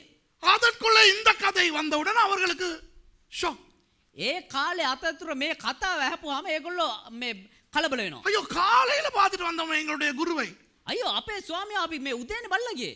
ஐயோ உடனே அவர்கள் அனுமதி வாங்கி ඊට පස්සේ ටක් ගාලා ඒගොල්ලෝ අවසර අරගෙන யோவானுடைய தலையில்லாத முண்டத்தை அவர்கள் கொண்டு போய் යෝහන්ගේ ඔළුව නැති කඳ ඒගොල්ලෝ අරන් ගිහිල්ලා அடக்கம் பண்ணி මේ තැම්පත් කරලා ஓடத் தொடங்கினார்கள் கலிலேயாவை நோக்கி. එහෙම්ම දුවන්න පටන් ගත්ත ගලිලේ The දිහාට. disciples of John who had just visited him that morning heard what happened and they were shocked to smithereens.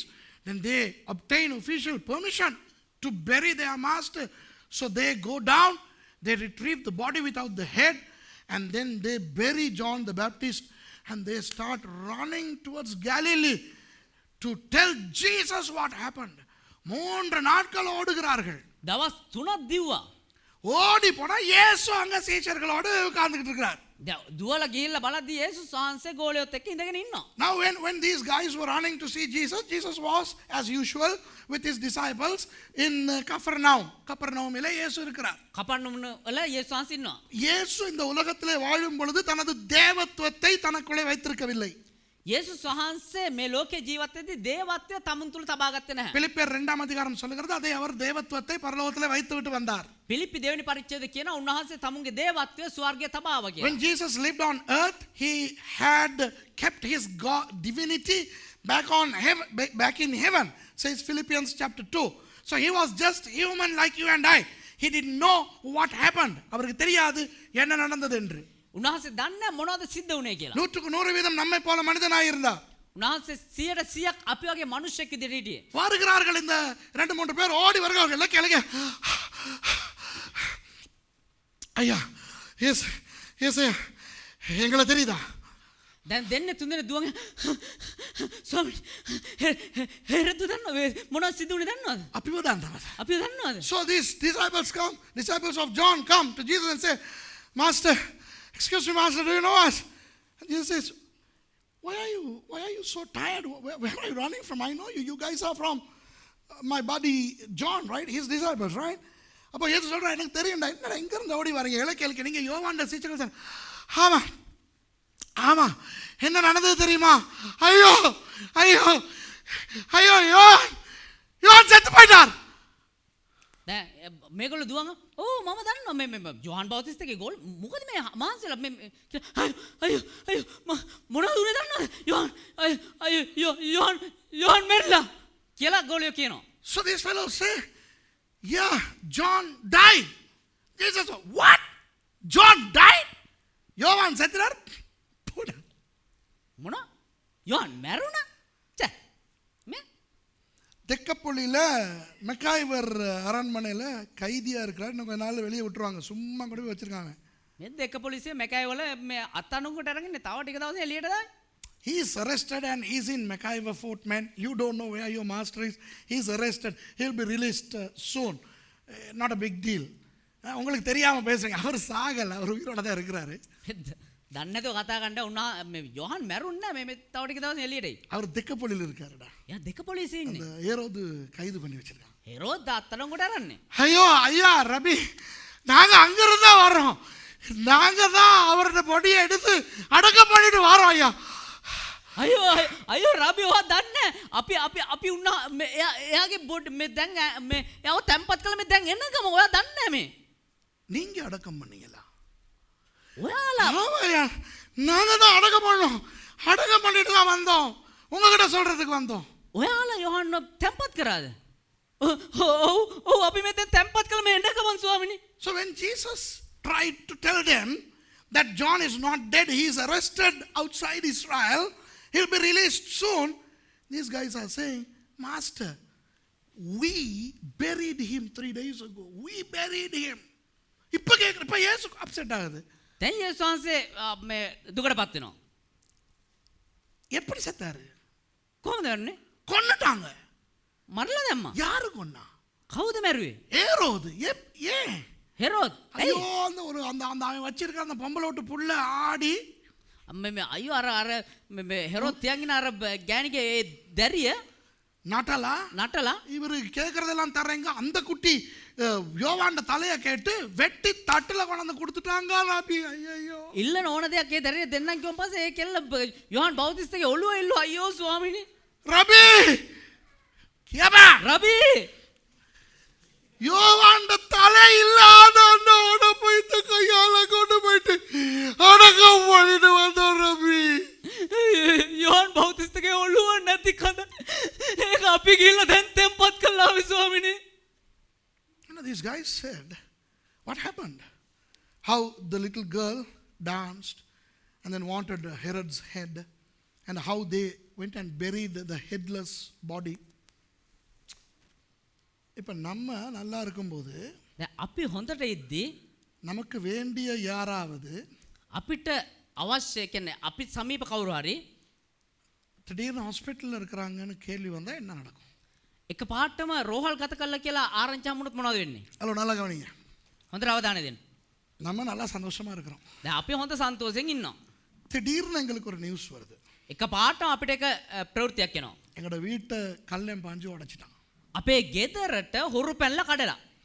இல்லாட்டி நாங்கள் வாங்கின காணியில் மற்றவன் உள்பக்கமாக வேலி அடிச்சிட்டான். එහෙම නැත්නම් අපි ගත්ත මිලදී ගත්ත ඉඩමට අනිත් පැත්ත කෙනා ඇතුළට අල්ලලා මේ වැටක් ගහලා. இல்லாட்டி போன கிழமை எங்கள் வீட்டுக்கு வந்துட்டு போன ஆன்ட்டி இந்த சுகம் இல்லாமல் ஐசியூவில் கொண்டு போய் வச்சுருக்காங்களாம். එහෙම නැත්නම් ගිය සතිය ඇවිල්ලා ගියපු අපේ ගෙදරට ඇවිල්ලා ගියපු ඇන්ටි මේ ICU එකේ දාලා මේ අසනීපෙලා. இல்லாட்டி எங்களுடைய ஒரு நண்பன் கார் ஆக்சிடென்ட்டில் இறந்து போயிட்டாராம். එහෙම නැත්නම් මගේ යාළුවෙක් කාර් ඇක්සිඩන්ට් එකක මැරිලා.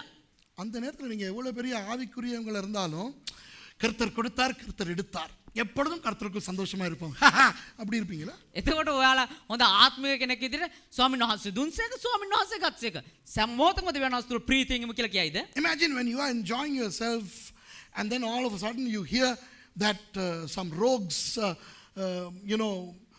broke into your house, or somebody moved their fence into your property, or somebody a relative of yours was taken to the intensive care unit, or a friend of yours died. I mean, wouldn't that disturb you? அது உங்களை குழப்பாதா? ඒක ඔයාලව අවුල් කරන්නේ නැති වේද? இந்த உணர்வுகள் நமக்கு வரும்போது මේ හැඟීම අපිට එද්දී நமக்கு தெரியாது இயேசுவுக்கும் இந்த அனுபவம் இருக்கிறது என்று. අපිට තේරෙන්නේ යේසුස් වහන්සේටත් මේ වගේ තමයි උනේ කියන එක. Sometimes when these things happen to us, do we realize that even Jesus went through this. இயேசுவுக்கு எப்படி இருந்திருக்கும் யோசிச்சு பாருங்க. යේසුස් වහන්සේට කොහොම වෙන්නේ නැද්ද? හිතලා බලන්න. இயேசு அப்படியே அவருக்கு அவருடைய என்ன சொல்றது அப்படியே காத்து போன பலூன் மாதிரி ஆயிட்டார். එහෙම්ම යේසුස් වහන්සේ අර හුලංගේ බැලුමේ වගේ එහෙම්ම පන්න නැතුව ගියා වගේ වුණා. Jesus became like a deflated tire. All energy left him. அவருடைய எல்லா சக்தியும் அவர்கிட்ட போன மாதிரி இருந்தது. උන්වහන්සේගේ සියලු ශක්ති උන්වහන්සේගෙන් නැති වෙලා ගියා. உடனே அவர் இப்படி எழும்புறார். එහෙම උන්වහන්සේ නැගිටිනවා. எப்படி எழும்பி போறார். මේ හිමි නැගිටලා ගියා. அவர் எழும்பி போனா என்ன நடக்கும்? උන්වහන්සේ නැගිටලා යද්දි කොහොම යන්නේද? என்ன போனா என்ன நடக்கும்? ගියාන මොනවද සිද්ධ உடனே වෙන්නේ? பேதுரு யாக்கோபு யோவான் எழும்பி நடப்பாங்க. උන්වහන්සේ යනවත් එකම යාකෝබ් යහනෝ නැගිටලා යන්නේදී. அந்த உணர்வு எனக்கு நல்லா இருக்கு. ඒ හැඟීම පාස්ටර් හොඳට තියෙනවා. ரூம்ல இருந்து கொஞ்சம் தனியா வெளியே போவோன்னு எனக்கு தனியா போகவே முடியாது. ரூம் එකේ ඉඳලා පොඩ්ඩක් තනියෙන් ඉඳලා එන්නම් කියලා එළියට යද්දි යන්න හම්බෙන්නේව නැහැ. ரூம்ல இருந்து புறப்பட்டு கதவு கிட்ட போறதுக்கு முதல்ல 4 ஜீவன்களுக்கு நான் பதில் சொல்லிட்டு போகணும். රූම් එකේ ඉඳලා කාමරේ දොර ගාවට යනකම් මේ 4 දෙනෙකුටවත් උත්තර දීලා යන්න ඕනේ. கதவை விட்டு தாண்டோன்னா அங்கிட்ட இன்னொரு 4 ஜீவன் வெயிட்டிங்ல நிக்கும். ඒ කාමරේ දොරෙන් එළියට එද්දි එළිය තව 4 දෙනෙක් ඉන්නවා. அப்படியே வெளியே வந்து இந்த கொஞ்சம் நடக்கும்போது முனசிங்க கிட்ட மாட்டணும். ඒකෙන් එළියට ඇවිල්ලා ගෙදර දොරෙන් එළියට එද්දි පාස්ටර් මුණසිංහට මාට්ටු වෙනවා. தனியா எங்கேயாவது போவானா அவன் அந்த நேரம் வந்து பாஸ்டர் மට யாத்ஞா කරන්න நிப்பான். කොහේ හරි ගිහලා තනියෙන් පොඩ්ඩක් ඉමු කියලා හිතද්දි එයා ඇවිල්ලා පාස්ටර් මට පොඩ්ඩක් යාඥා කරන්නකෝ. அப்படியே அந்த இடத்துக்கு போனா மகேஷ் நிப்பான் மீடியாவுக்கு வெளியே. ඊට පස්සේ එහෙම ඉස්සරහට එද්දි මීඩියා එකේ මම ඉන්නවා. பாஸ்டர் சிடி கீයක් ඕනදேன்னு கேட்பான். පාස්ටර් CD කීයක් ඕනද කියලා අහනවා. எத்தனை சிடி வேணும்னு கேட்பான். அதையும் தாண்டி வெளியே நான் போயிட்டு அந்த லைட் பத்திரத்தை பார்த்து எங்க இருந்தாவது துஷார வருவாரு. ඊට පස්සේ එහෙම මෙලියට ලයිට් පත් වෙන හරි ඉන්නකොට එහෙම පාස් තුෂාර ඒ ලයිට් පත් වෙනවා දැකලා පාස් තුෂාර එනවා. யாருன்னு பார்க்க வந்த யாரோ போறது வந்துச்சு.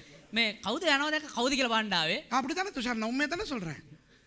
அதாவது இந்த பெல்லூட்ல நான் ஒருத்தன் தானே வாழ்றேன். அதனால யாரோன்னு நினைச்சு வந்தாராம். 100,000 பேர் இருக்கிற இடத்துல எவனாவது போய் தொலையிட்டுமே இருப்பானா? இல்ல வந்து யாருன்னு பார்க்க வந்தேன். හරියට බෙල්ලුටල මේ පාස්ට් ඉතරයි ඉන්නේ වගේ 100 දෙනෙක් විතර ඉන්නවා. ඔය කවුරු ගියාම මොකෝ? எல்லாம் முடிஞ்சு அந்த நாக்கால போய் உட்கார்ந்தோன்னா இன்னொரு 4-3 ஜீவன் பின்னாலே வந்துரும். நீங்க ஏன் இல்ல வாங்க, நீங்க அப்செட் ஆக கூடாது.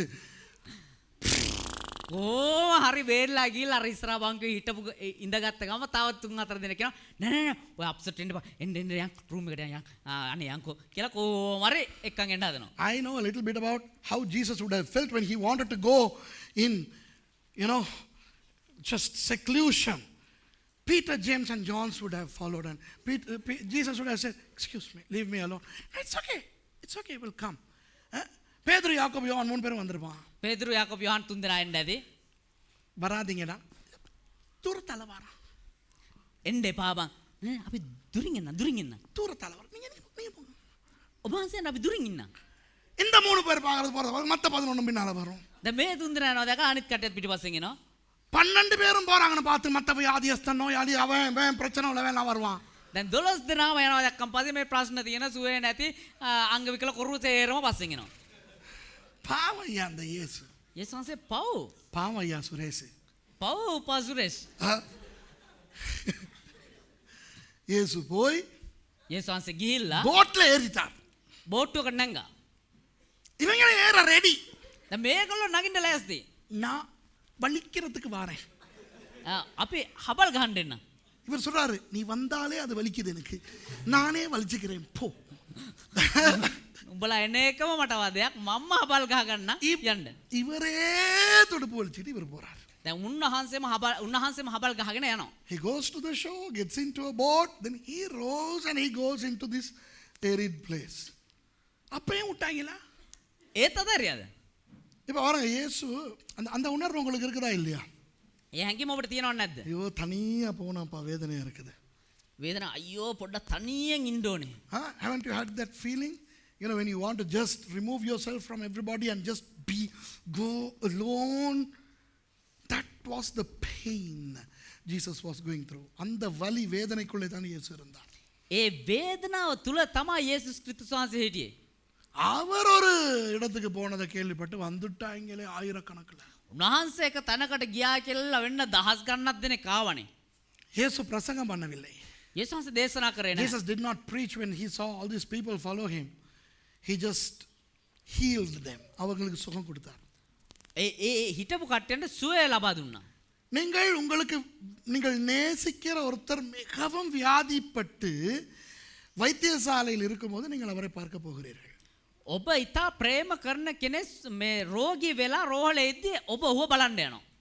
அந்த வேதனையிலே நீங்கள் அவரை பார்க்க போகும்போது அந்த பக்கத்திலே உள்ள அந்த நோயாளிகளையும் அவர்களை பார்க்க வந்தவர்களையும் பார்க்கும்போது உங்களுக்கு அனுதாபம் வருமா வராதா? ඒ වේදනාවෙන් ඔහු දිහා බලද්දී ඒ ආසන්නයේ අනිත් ඇඳවල ඉන්න අනිත් රෝගිනුත් ඒගොල්ලෝ බලන්න ආපු කට්ටිය දකිද්දී ඔබට දුක හිතනවද නැද්ද? அந்த நேரத்தில் யாராவது ஒருவர் அந்த நோயாளியோடு அழுது கொண்டிருந்தால் சில நேரம் போய் அவரை ஆறுதல் படுத்த தோன்றுமா தோன்றாதா? ඒ ආසන්නයේ ඇඳක කෙනෙක් රෝගී වින්ති එයත් එක්ක අර ආපු කෙනා අඬද්දී ඔහුව කියලා සනසන්න ඔබට හිතනවද නැද්ද? நடக்கும் தானே அப்படி? එහෙම සිද්ධ වෙනව නේද? அந்த உணர்வு இயேசுவுக்கு வந்தது. ඒ හැඟීම යේසුස් වහන්සේට ආවා. When you go to see a close relative of yours or a friend of yours in the hospital in a critical state, and when you go and see other patients who are suffering, some compassion would come from within you, right? And then when you see visitors to that patient, and if you see somebody crying, you know, you would feel like going and consoling the person. Because you have somebody like that and you want to identify yourself with those people who are suffering. Jesus had the same feeling.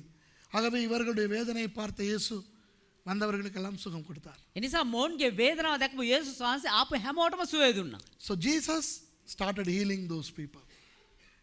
அப்புறம் பார்த்தா சீஷர்களும் வந்துட்டாங்க. දැන් ඊට පස්සේ බොහෝ මේ ගෝලියොත් ආවා. அவங்களும் மெதுவா நைஸா வந்து நாங்களும் வந்துட்டோம் நாதா.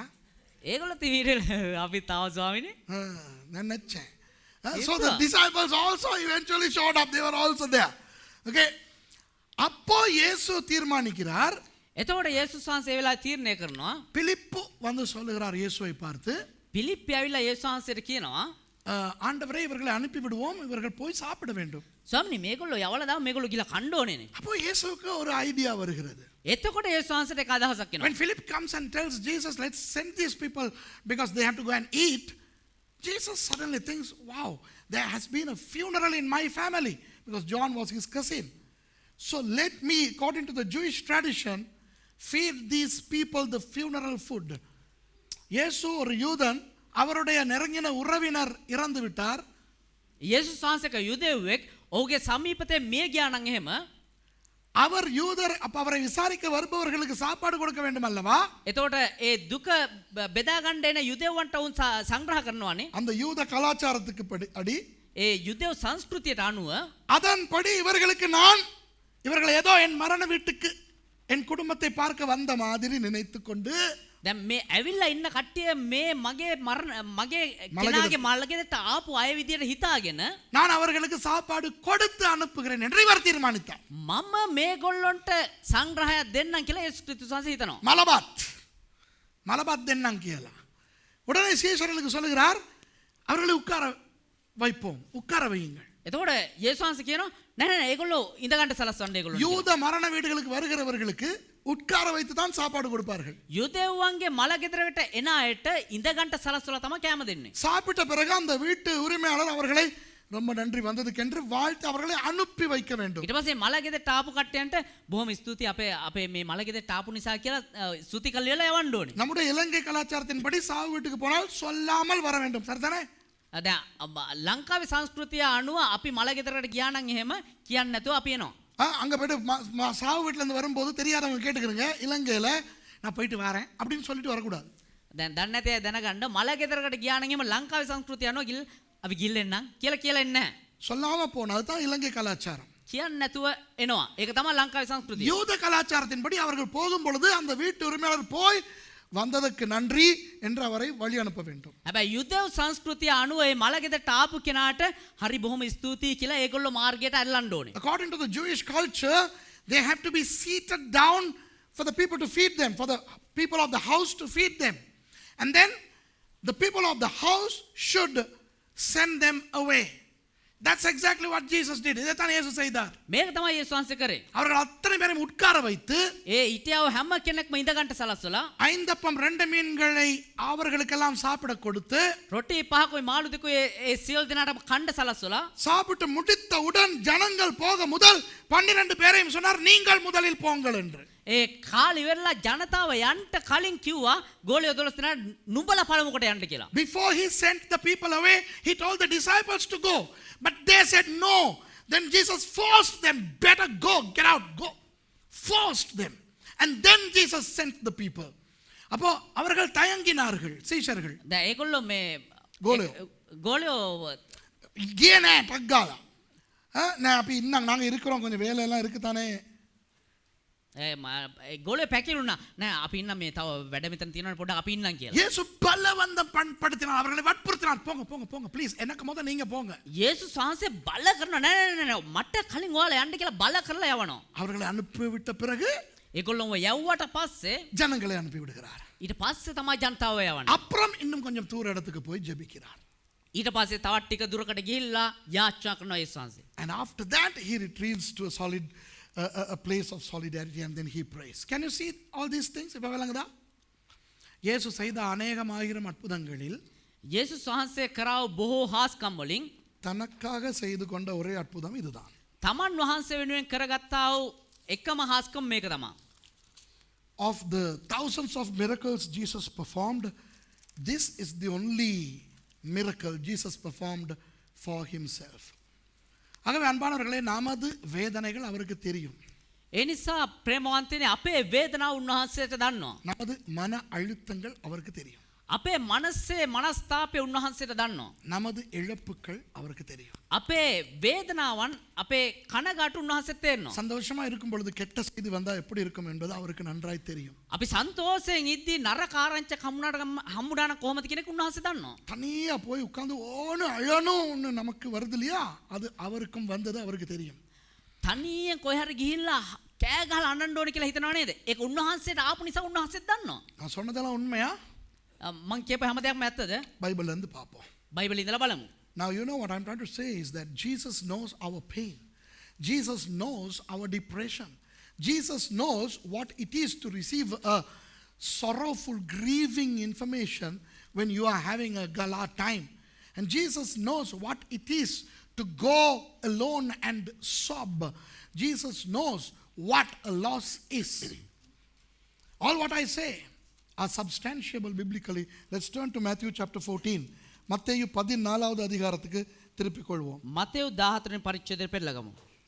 3வது வசனத்திலிருந்து வாசிப்போம். 3 වෙනි පදේ ඉඳලා කියවමු.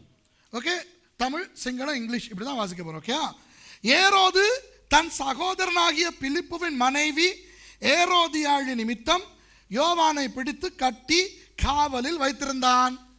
මක්නිසාද හෙරෝද් තමාගේ සහෝදරයන පිලිප්ගේ භාර්යාව වූ හෙරෝදියස් නිසා යොහාන් අල්වා බැඳ හිරගේ දමා තිබුණේය. For Herod had laid hold on John and bound him and put him in prison for Herodias' sake, his brother Philip's wife. நான் சொன்ன கதை ஞாபகம் வருதா? சரிதானே? இப்ப விளங்குதா? දැන් කියපු කතාව ඔළුවට එනවද? හරි නේද? Now you remember the story that I told you. Okay? Okay. ஏனெனில் நீர் அவளை வைத்துக் கொள்வது நியாயம் அல்லவென்று யோவான் அவனுக்கு சொல்லி இருந்தான். මෙසේ කළේ ඈ තබාගෙන්ම නුඹට යුතු නැතයි යොහාන් ඔහුට කී නිසාය. For John said unto him, it is not lawful for thee to have her. நான் சொன்னது சரிதானே? நீ அவளை வச்சுக்கிட்டு இருக்க அப்படின்னு சொன்னனால பிடிச்சி வச்சிருந்தான்னு சொன்னேன்ல. කියපු දේ හරි නේද? ඇයව තබා ගන්න හොඳ නැහැ කියලා කිව්වේ අන්න ඒ කාරණාව නිසා තියාගෙන ඉන්නවා කියලා පේනවද? பாஸ்டர் அப்படி ஒருத்தன் இன்னொருத்தைய வச்சுக்கிட்டு இருக்கிறான்னா பாஸ்டர் ஒருத்தர் சொல்லலாமா? තව එක්කෙනෙක්ව එහෙම තියාගෙන ඉන්නවා කියන එක පාස්ටර් කෙනෙකුට එහෙම කියන්න හොඳයිද? பைபிள்லயே அப்படித்தான் இருக்குது. බයිබලෙම එහෙම තමයි තියෙන්නේ. நீர் அவளை வைத்துக் கொண்டிருப்பது சரியல்ல. උඹ ඇයව තියාගෙන ඉන්න එක හරි නෑ. keep இங்கிலீஷ்ல it's not lawful for you to keep her. நீ கீப்பா உன் தம்பி மனைவியை வச்சிருக்கிறது நல்லது இல்லைன்னு சொன்னாங்க. Keep no good. ඒ කියන්නේ මල්ලිගේ ගෑණිව තියන් ඉන්න එක හොඳ නෑ කියලා කියන්නේ. ஏரோது அவனை கொலை செய்ய மனதாயிருந்தும் ஜனங்கள் அவனை தீர்க்கதரிசி என்று எண்ணினபடியால் அவர்களுக்கு பயந்திருந்தான். ඔහු යොහාන් මරන්නට කැමතිව සිටිනමුත් යොහාන් අනාගත වත්රු කෙනෙකුට සෙනග සැලකු නිසා ඔවුන්ට බයව සිටියේය. And when he would have put him to death, he feared the multitude because they counted him as a prophet. அப்படி இருக்க ஏரோதின் ஜென்ம நாள் கொண்டாடப்படும் போது ஏரோதியாளின் குமாரத்தி அவர்கள் நடுவே நடனம் பண்ணி ஏரோதை சந்தோஷப்படுத்தினாள். නමුත් හෙරෝද්ගේ උපන් දවස පැමිණි කල හෙරෝදියස්ගේ දුව පිරිස මැද නටා හෙරෝද් ප්‍රසන්න කළාය. But when Herod's birthday was kept, the daughter of Herodias danced before them and pleased Herod. அது நிமித்தம் அவன் நீ எதை கேட்டாலும் தருவேன் என்று அவளுக்கு ஆணையிட்டு வாக்கு கொடுத்தான். එහින් ඈ ඉල්ලන මොන දෙයක් නමුත් ඈට දෙන්ට දිවුරමකින් ඔහු පොරොන්දු වූයේය. Whereupon he promised with an oath to give her whatsoever she would ask. ஞாபகம் இருக்குதா? அரண்மனையில் உட்கார்ந்துக்கிட்டு பிள்ளைய கூப்பிட்டு என்ன டார்லிங் வேணும் கேளு நான் தர்றேன். அந்த கதை ஞாபகம் இருக்கா? இப்போ சொன்னேனே முதல்ல. මතකද ටිකට කලින් කිව්වා අර සිංහාසනේ ඉඳගෙන එන්න දුව මොනවද වාට ඕන දෙයක් දෙන්න කියලා පොරොන්දු වුණ විදිය. Remember the story that I told you? You know, he called her onto the throne and then he said, I'll give you whatever you want, darling. 8வது வசனம், அவள் தன் தாயினால் ஏவப்பட்டபடியே யோவான் ஸ்நானனுடைய தலையை இங்கே ஒரு தாளத்தில் எனக்கு தாரும் என்று கேட்டான். ඈද තමාගේ මව් විසින් පොළඹවනු ලැබ යොහන් බෞතිස්තගේ හිස තැටිය කලා මෙහිදී මට දුන මැනවයි කීවාය. And she, being before instructed of her mother, said, give me here John Baptist's head in a charger. ராஜா துக்கமடைந்தான். ஆகிலும் ஆணைய நிமித்தமும் பந்தியில் கூட இருந்தவர்கள் நிமித்தமும் அதை கொடுக்க கட்டளையிட்டு ஆள் அனுப்பி காவற்கூடத்திலே யோவானை சிரச்சேதம் பண்ணுவித்தான். එවිට රජ ශෝක වූයේය. ඒ තමාගේ දිවුරම නිසාත් තමා සමග කමින් උන්නු නිසාත් ඔහු ඒක දෙන්ට ආඥා කොට කෙනෙකු යවා හිරගෙහිදී යොහන්ගේ හිස කැප්පුවේය. And the king was sorry, nevertheless for the oath's sake, and them which sat with him at meat, he commanded it to be given her, and he sent and beheaded John in the prison. அவனுடைய சிரசை அதாவது தலையை ஒரு தாளத்திலே கொண்டு வந்து சிறு பெண்ணுக்கு கொடுத்தார்கள். அவள் அதை தன் தாயினிடத்தில் கொண்டு போனாள். ඔහුගේ හිස තැටිය කලා ගෙනවුත් තරුණියට දෙන ලද්දේ. ඈද ඒක ඇගේ මව් ළඟට ගෙන ගියාය. And his head was brought in a charger and given to the damsel, and she brought it to her mother. Hello, கதையினுடைய பகுதி 1 புரிஞ்சுதா? දැන් ඒ කතාවේ කොටස තේරුණාද ඔබට? முதலாவது பகுதி. ඒ පළවෙනි කොටස. இப்போ அடுத்த வசனம். දැන් ඊළඟ වචනය. So this is part 1, okay? Now part 2. அவனுடைய சீஷர்கள் வந்து உடலை எடுத்து அடக்கம் பண்ணி பின்பு போய் அந்த சங்கதியை இயேசுவுக்கு அறிவித்தார்கள். ඔහුගේ ගෝලයෝ ඇවිත් මිනිහ රැගෙන ඔහු තැම්පත් කොට පුතේ මම කියවන විදියට කියවපන්කෝ දෙයියා. ඔහුගේ ගෝලයෝ ඇවිත් ඇවිත් පුඩක් කර. ඇවිත් මිනිහ රැගෙන මිනිහ රැගෙන ඔහු තැම්පත් කොට ඔහු තැන්පත් කොට පසුව ගොස් යේසුස් වහන්සේට දැන්වුවා. පසුව ගොස් යේසුස් වහන්සේට දැන්වූසේක. එන්නෝනේ නිකන් අර චිත්‍රපටයක් වගේ. And his බලමු අර චිත්‍රපට ඉංග්‍රීසි හොලිවුඩ් එක කොහොමද කියලා බලමු. And his disciples came and took up the body and buried it and went and told Jesus. ඒක ෆෝවර්ඩ් එක ඔබලා. ඒ හයි ස්පීඩ් එක ඔබලා තියන්නේ. ගොඩක් වෙලා යන නිසා. இப்போ கவனமா கேளுங்க. இப்போ now read the way I read, okay? நல்லா கவனிங்க எல்லாரும் என்ன பாருங்க. இயேசு அதை கேட்டு When Jesus heard of it, යේසුස් වහන්සේ අසා அவ்விடம் விட்டு එන් පිටත්ව he departed thence படவில் ஏறி ඔරුවකින් by ship வனாந்தரமான ஒரு இடத்துக்கு தனியே போனார். කාන්තාර ස්ථානයකට වෙන්ව ගියේසේක. into a desert place apart. நம்ம பைபிள் வாசிக்கும்போது எப்படி தெரியுமா வாசிக்கிறோம்? බයිබලයේ කියද කොහොමද දන්නවද කියවන්නේ? இயேசு அதை கேட்டு அவனை விட்டு படவில் ஏறி வனாந்தரமான ஒரு இடத்துக்கு தனியே போனார். ஜனங்கள் அதை கேள்விப்பட்டு பட்டணங்களிலிருந்து கால்நடையாக அவருக்கு போனார்கள். இயேசு வந்து திரளாஞ்சர்களுக்கு அவர்கள் மனதுருகி යේසුස් වහන්සේ ආසා එන් පිටත්ව ඔරුවකින් කාන්තාර ස්ථානයට වෙන්ව ගියේසේක. සමුදය ආසා නුවරින් පිටත්ව ඇවිත් උන්වහන්සේ පස්සේ එයින් ගියේ. නුමක් ඉන්නවා එතන. The way we read is, Jesus departed. Jesus heard it and he departed. Then he got into a boat and இதனால தான் ஒன்றும் தலையில் ஏறுதில்லை. මේ නිසා තමයි කිසිම දෙයක් ඔළුවට යන්නේ නැත්තේ. இயேசு அதை கேட்டு யோசிங்க, இப்படி ஒரு கதையை கேட்கும் போது ஒரு ஆளுக்கு என்ன நடக்கும்? යේසුස් වහන්සේ ආසා මෙහෙම කතාවක් අහද්දී අපිට මොනවද හිතෙන්නේ කියලා හිතලා බලන්න. When Jesus heard it, imagine what will happen if you hear something like that. இப்போ நீங்க ஆராதனையில எல்லாம் ஆவில நிறைஞ்சிக்கிட்டு இருக்கீங்க, கள்ளத்தனமா சைலன்ஸ்ல போட்டு ஃபோன் இருக்குது. දැන් ඔබ ආත්මෙන් පිළිලා දෙවියන් වහන්සේට කියනවා නමස්කාරයේදී සයිලන්ස් දාලා තියෙනවා ෆෝන් එක. அது வைப்ரேட் அடிக்குது. ගාලා වයිබ්‍රේට් වෙනවා. இங்க பிரசங்கம் கேட்டுக்கிட்டு දැන් මේ දේශනාවෙන්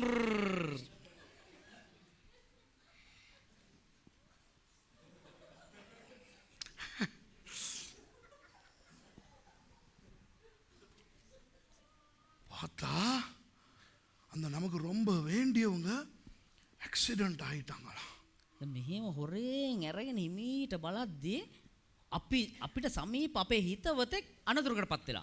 ஆக்சிடென்ட் ஆகி உயிருக்கு போராடிக்கிட்டு ஐசியூவில் கொண்டு போய் வச்சுட்டாங்களா. எஸ்எம்எஸ்ல வருது. දැන් SMS එකේ කියනවා අනතුරට පත් වෙලා දැන් ජීවිතයත් එක්ක පොරබදින ICU එකේ දාලා ඉන්නේ කියලා. We are in church, we are happily listening to the sermon, and although we have told everybody to shut the phones up, they have just put it on silence and then it vibrates, okay?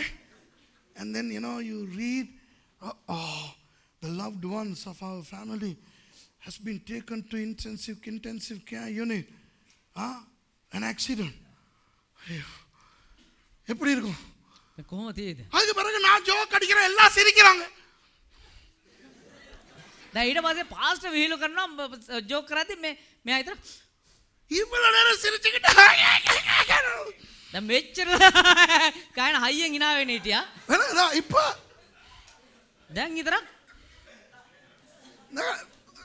ஆமாவா இல்லையா, நடக்குமா இல்லையா? එහෙම සිද්ධ වෙනවද නැද්ද? So far the person was jubilant, enjoying the sermon, laughing and everything, and now everybody is laughing and this person is like, வணங்குதா. அப்புறம் ஆராதனை முடிஞ்சோடனே எல்லாம் ஜெபிங்க. ඊට පස්සේ නමස්කාරය ඉවරන ගම සෙරම යාඥා කරන්න. பிள்ளைய கூப்பிடுற ළමයට කතා කරනවා. பிள்ளை கேக்குது. ஐ ஏ ළමයාන அது போ விறுவிறுன்னு கீழே போயிட்டு பஸ்ல ஏறி போயாச்சு. ඉර දරබඩ හොම පල්ලයට ගිල්ල බස් එකනකලා යනවා. அன்றைக்கு 4 மணிக்கு சிஸ்டர் மேசி හවස 4 ஏன் நாங்க டக்குன்னு வந்தோம் தெரியுமா? සිස්ටර් මර්සි ඇයි දන්නවද අපි හදිස්සි ආවේ? I see you. I see you. ICU එකේ மாமாவா இல்ல நீ I see you. எப்படி தெரியும்? சோச்சல வச்சு மெசேஜ் வந்துச்சு. அப்ப டக்குன்னு பக்கத்துல இருக்கிறனா அப்ப அவன் போனோ மர்சி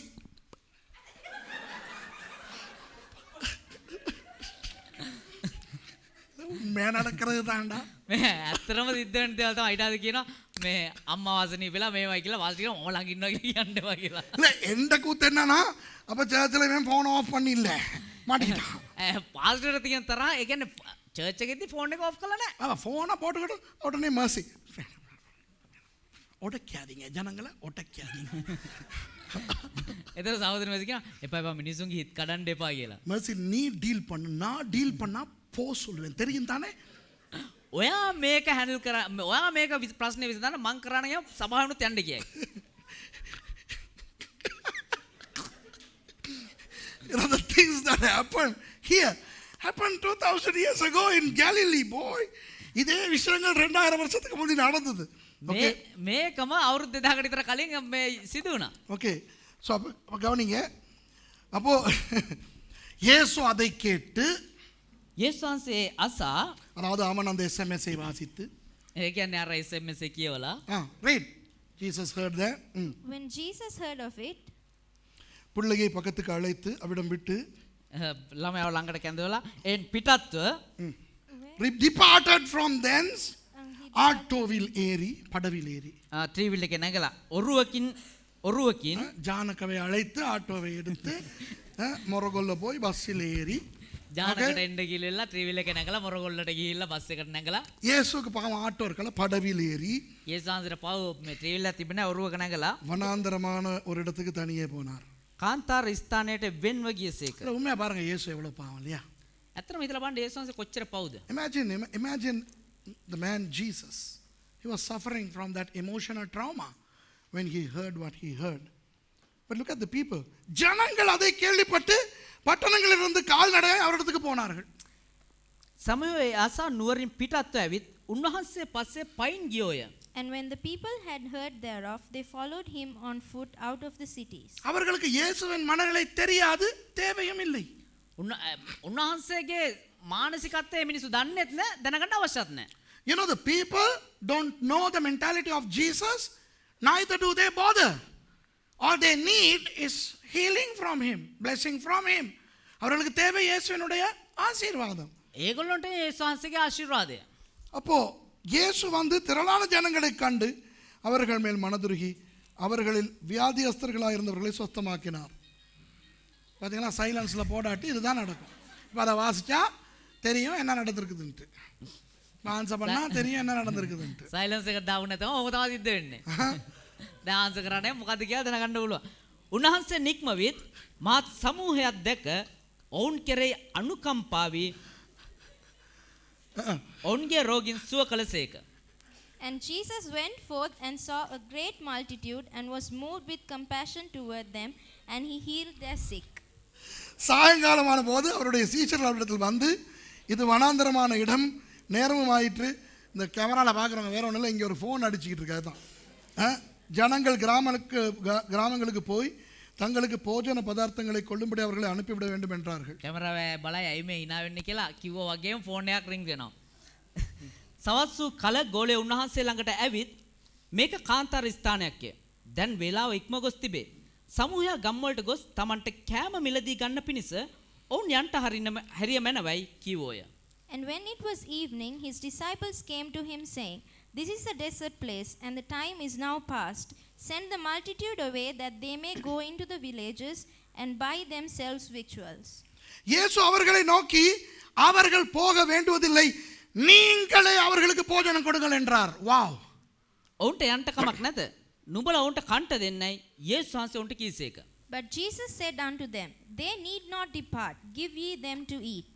நீங்கள் என்றால் யார்? என்னுடைய சீஷர்கள். நீங்க நம்ம ඒ කියන්නේ අපි කියන්නේ කවුද? උන්වහන්සේගේ ගෝලයෝ. நாம தான் சாப்பாடு கொடுக்க போறோம். ඒ කියන්නේ අපි තමයි කැම දෙන්න යන්නේ. So you feed. Who are the you? The disciples. So Jesus says we are going to feed them. Okay? அடுத்தது பாருங்க 19வது வசனம் பாருங்க. 19 වෙනි පදේ බලන්න. அப்பொழுது அவர் ஜனங்களை புல்லின் மேல் பந்தி இருக்க கட்டளையிட்டு. வாவ். උන්වහන්සේ සමුහයාට තනකොළ පිට හිඳ ගන්ට අනකොට He commanded the multitude to sit down on the grass. அவர் சொல்றார் எல்லாரும் உட்காருங்கோ சாப்பிடுறதுக்கு. උන්වහන්සේ කියනවා කෑමට හැමදෙනාම ඉඳ ගන්න. ஏன் அவன் நின்னுக்கிட்டு சாப்பிட்டா என்ன, உட்கார்ந்துக்கிட்டு சாப்பிட்டா என்ன, நடந்துக்கிட்டே சாப்பிட்டா இவருக்கு என்ன? ඇයි ඒගොල්ලෝ හිටගෙන කාපමකෝ ඇවිදගෙන කාපම කොහොම කෑපුවම මෙයාට මොකද? யூத கலாச்சாரத்தின்படி மரண வீட்டுக்கு வந்தவர்களை உட்கார வைத்து இவர்கள் சாப்பாடு கொடுத்து அனுப்ப வேண்டும்.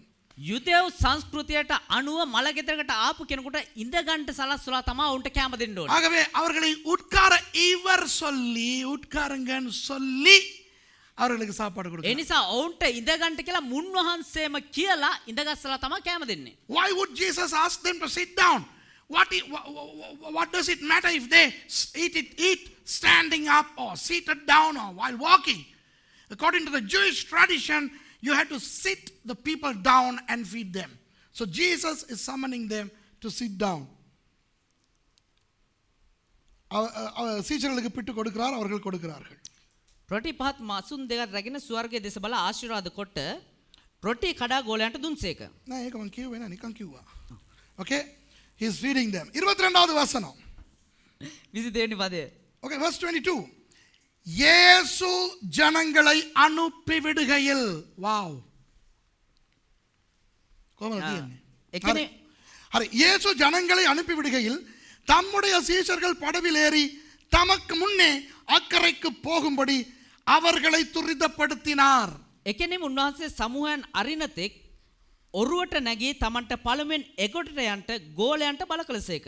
And straightway Jesus constrained his disciples to get into a ship and to go before him unto the other side while he sent the multitudes away. கவனிங்க, ஏன் சீஷர்களை வற்புறுத்துகிறார், துரிதப்படுத்துகிறார்? අවධානය දෙන්න. ඇයි මේ ගෝලයන්ට බල කරන්නේ? Why would he constrain the disciples? Because they hesitated, they did not want to go. Jesus is forcing them to go. அவர்களுக்கு போக விருப்பமில்லை, ஆனால் இவர் அவர்களை அனுப்புகிறார், வற்புறுத்தி அனுப்புகிறார். ඔවුන්ට යන්න කැමති නෑ. හැබැයි මුන්වහන්සේ බල කරලා උන්ව යවනවා. ஏன்? ඇයි? அடுத்த வசனம் சொல்லுது, ඊළඟ පදේ කියනවා அவர் ஜனங்களை அனுப்பிவிட்ட பின்பு. උන්වහන්සේ සමූහයන් යැවූ පසු And when he had sent the multitudes away. ஏன் தெரியுமா? அவர் தான் ஜனங்களை அனுப்பணும், ஏன்னா அவருடைய மரண வீடு. ඇයි දන්නවද? උන්වහන්සේ තමයි ජනතාව යවන්න ඕනේ. ඒක උන්වහන්සේගේ මල ගෙදරක්. He has to send the people because it's his family funeral. Do you understand? அப்ப அதுல இருந்து என்ன தெரிகிறது? அதுக்கு பிறகு அவர் தனித்து ஜெபம் பண்ண வேறொரு மலைக்கு போகிறார். ඊට පස්සේ උන්වහන්සේ තනිය යාඥා කරන කන්දකට නැගුණා. Then he goes to another arid place to pray. Now what do we learn from this story? இந்த கதையில இருந்து என்ன தெரிய வருகிறது? මේ කතාවෙන් අපිට මොනවද දැනගන්න ඕනේ? யோவான் ஸ்நானனுடைய மரணம் යොහාන් බෞතිස්තගේ මරණය இயேசுவை அந்த அளவுக்கு பாதித்தது. යේසුස් ක්‍රිස්තුස් වහන්සේව ඒ තරමට කඩලා බිඳලා දැම්මා. இயேசுவினுடைய 33.5 வருட வாழ்க்கையில் යේසුස් ක්‍රිස්තුස් වහන්සේගේ අවුරුදු 33 හමාරි ජීවිතයේ வேறு யாருடைய மரணமும் இயேசுவை அந்த அளவுக்கு பாதிக்கவில்லை. වෙන කිසිම කෙනෙක්ගේ මරණයක් ඒ තරමට යේසුස් ක්‍රිස්තුස් වහන්සේට බලපෑම් ඇති කරේ නැහැ. No death perturbed Jesus to the extent John's death perturbed him. Because Jesus had threefold relationship with John. 3 விதமான உறவுகள் இயேசுவுக்கு இருந்தன யோவானோடு. ආකාර 3කින් සම්බන්ධතාවයක් තිබුණා යේසුස් ක්‍රිස්තුස් වහන්සේට යොහාන් බෞතිස්ත එක්ක. ஒரு பக்கம் யோவான் இயேசுவுக்கு தூரத்து உறவினர். එක පැත්තකින් යේසුස් ක්‍රිස්තුස් වහන්සේට දුර නෑයෙක් Yohan බෞතිස්ත. Okay? In one way, since Mary and Elizabeth were related, Jesus and John were related, relatives. ரெண்டாவது அவர்கள் இருவரும் நண்பர்கள். දෙවනුව ඒ දෙන්නම හොඳ යාළුවෝ. 6 மாத வயது வித்தியாசம். මාස 6ක වයස වෙනස්කම ஒரு තියෙනවා. கன்னிப்பெண்ணா இருந்த மரியாளே 3 மாதம் போய் எலிசபெத் வீட்டிலே வாழ முடியும் என்றால் ගර්භණියක්ව සිටු මරියම්ම ගිහිල්ලා கன்யாவா කන්‍යාවක සිටිය මරියම මාස 3ක් ගිහිල්ලා යොහන්ගේ ගෙදර හිටියා නම් எலிசபெத் கேக்குறாரு එලිසබෙත්ගේ ගෙදර හිටියා නම් அவர்களுடைய 30 வருட வாழ்க்கையில் எத்தனை தடவை அவர்கள் இவர்கள் வீட்டுக்கு வந்து அவர்கள் விளையாடி இருப்பார்கள் நல்ல நண்பர்களாக இருந்திருப்பார்கள் யோசித்து பாருங்கள் උන්වහන්සේගේ අවුරුදු 30 කාලයේදී ඒ මෙහෙට්ටත් මෙහෙන් හෙට්ටත් ගිහිල්ලා යාළුවෝ විතර කොච්චර සෙල්ලම් කරන කොහොම ඉන්නද if a young girl called Mary could go and stay in the house of Elizabeth for 3 months, how close these two families would have been. So during the first 30 years of Jesus' life, these two families would have visited each other on many occasions. And John and Jesus would have played together. They would have been very good friends. மூன்றாவது තුන්වනුව ஊழியத்திலே இயேசுவுக்கு வழி ஆயத்தம் பண்ண வந்த ஒரு தீர்க்கதரிசி. යේසුස් ක්‍රිස්තුස් වහන්සේට මාර්ගය හදලා දෙන්න ආව ඒ අනාගත වත්රු කෙනෙක්. Thirdly, John was the one who prepared the way for the Messiah, Jesus. So these 3 relationships were there between them. இந்த 3 உறவுகள் அவர்களுக்கு இருந்தன.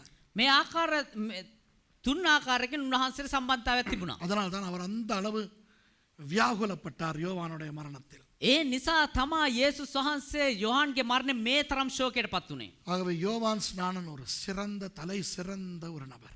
ඒ නිසා යොහන් බෞතිස්ත කියන්නේ ඉතා උසස් වූ පුද්ගලයෙක්. இனி உங்கள் வாழ்க்கையிலே මින් පසු ඔබේ ජීවිතේ உங்களுக்கு ஏதாவது ஒரு மன அழுத்தத்தை தரும் வேதனையான விஷயம் நடக்கும்போது ඔබට මහත් වේදනාවක් ගෙන දෙන මහත් කම්පාවක් ගෙන දෙයක් සිද්ධ වුණොත් என்னுடைய வேதனை என்னுடைய அதிர்ச்சி யாருக்கு தெரியும் அப்படின்னு கேட்காதீங்க. මගේ වේදනාව කාටද දන්නේ කියලා අහන්න එපා. இயேசுவுக்கு தெரியும். යේසුස් වහන්සේට දන්නවා. அவர் அந்த உணர்வுகளுக்குள்ளே போனார். උන්වහන්සේ ඒ තත්ත්වය උඩ ඒ වේදනාව උඩ ගමන් කරා. Hereafter don't say who knows my feeling of loss and the feeling that to retrieve into solidarity. No, Jesus went through that. எங்களுடைய எல்லா வேதனைகளும் அவருக்கு தெரியும். ඔබේ සියලු වේදනාවන් උන්වහන්සේට දන්නවා. வழியை ஆயத்தம் பண்ண வந்தது என்றால் என்ன? මාර්ගය සූදානම් කරන්නට ආව කියන්නේ මොකද්ද? ஞானஸ்நானம். බෞතිස්මය. So what it is for John to prepare the way for the Messiah? Baptism. And what did the death of John do to Jesus? யோவானுடைய மரணம் இயேசுவுக்கு என்ன செய்தது? යොහන්ගේ මරණය යේසුස් වහන්සේට මොනවද සිද්ධ වුනේ? மன அழுத்தம், මනස්තාපය, டிப்ரெஷன், ආතතිය, අධික පීඩනය, தனிமை உணர்வு, தனிமையாக இருக்க வேண்டிய ஆசை, තනියෙන් ඉන්න ඕන කියනවා ඒ හැඟීම, feeling of wanting to be alone, desperation, despondency, hurt, feeling of loss, இழப்பு, வேதனை, அப்படி ஒரு தாங்க முடியாத கவலை, இதெல்லாவற்றையும் இயேசுவுக்கு படித்து கொடுத்தது. දුක වේදනාව දරා ගන්න බැරි කනගාටුව මේ හැම දෙයක්ම යේසුස් වහන්සේට ආවා. ஆகவே யோவான் மூலம் எங்களுக்கு நிறைய ஆசீர்வாதங்கள் வந்திருக்கின்றன. ඒ නිසා යොහන් කන්නකොට අපිට බොහෝ ආශිර්වාද පැමිණියා. யோவான் ஸ்நானனுக்காக ஆண்டவருக்கு நன்றி செலுத்துவோம். යොහන් බෞතිස්ත නිසා අපි දෙවියන් වහන්සේ ස්තුති කරමු. இனி உங்கள் வேதனை இயேசுவுக்கு தெரியாது என்று நினைக்காதீர்கள். ආයේ ඔබේ වේදනාව යේසුස් ක්‍රිස්තුස් වහන්සේට දන්නේ නැහැ කියලා හිතන්න එපා. அவருக்கு எப்படி தெரியும்? උන්වහන්සේට කොහොමද දන්නේ? அனுபவித்திருக்கிறார். උන්වහන්සේ ඒක අත්දකලා තියෙනවා. He has experienced the pain that you and I go through. எழும்பி ஜெபித்து முடிப்போம். අපි නැගී සිට යාඥා කරමු.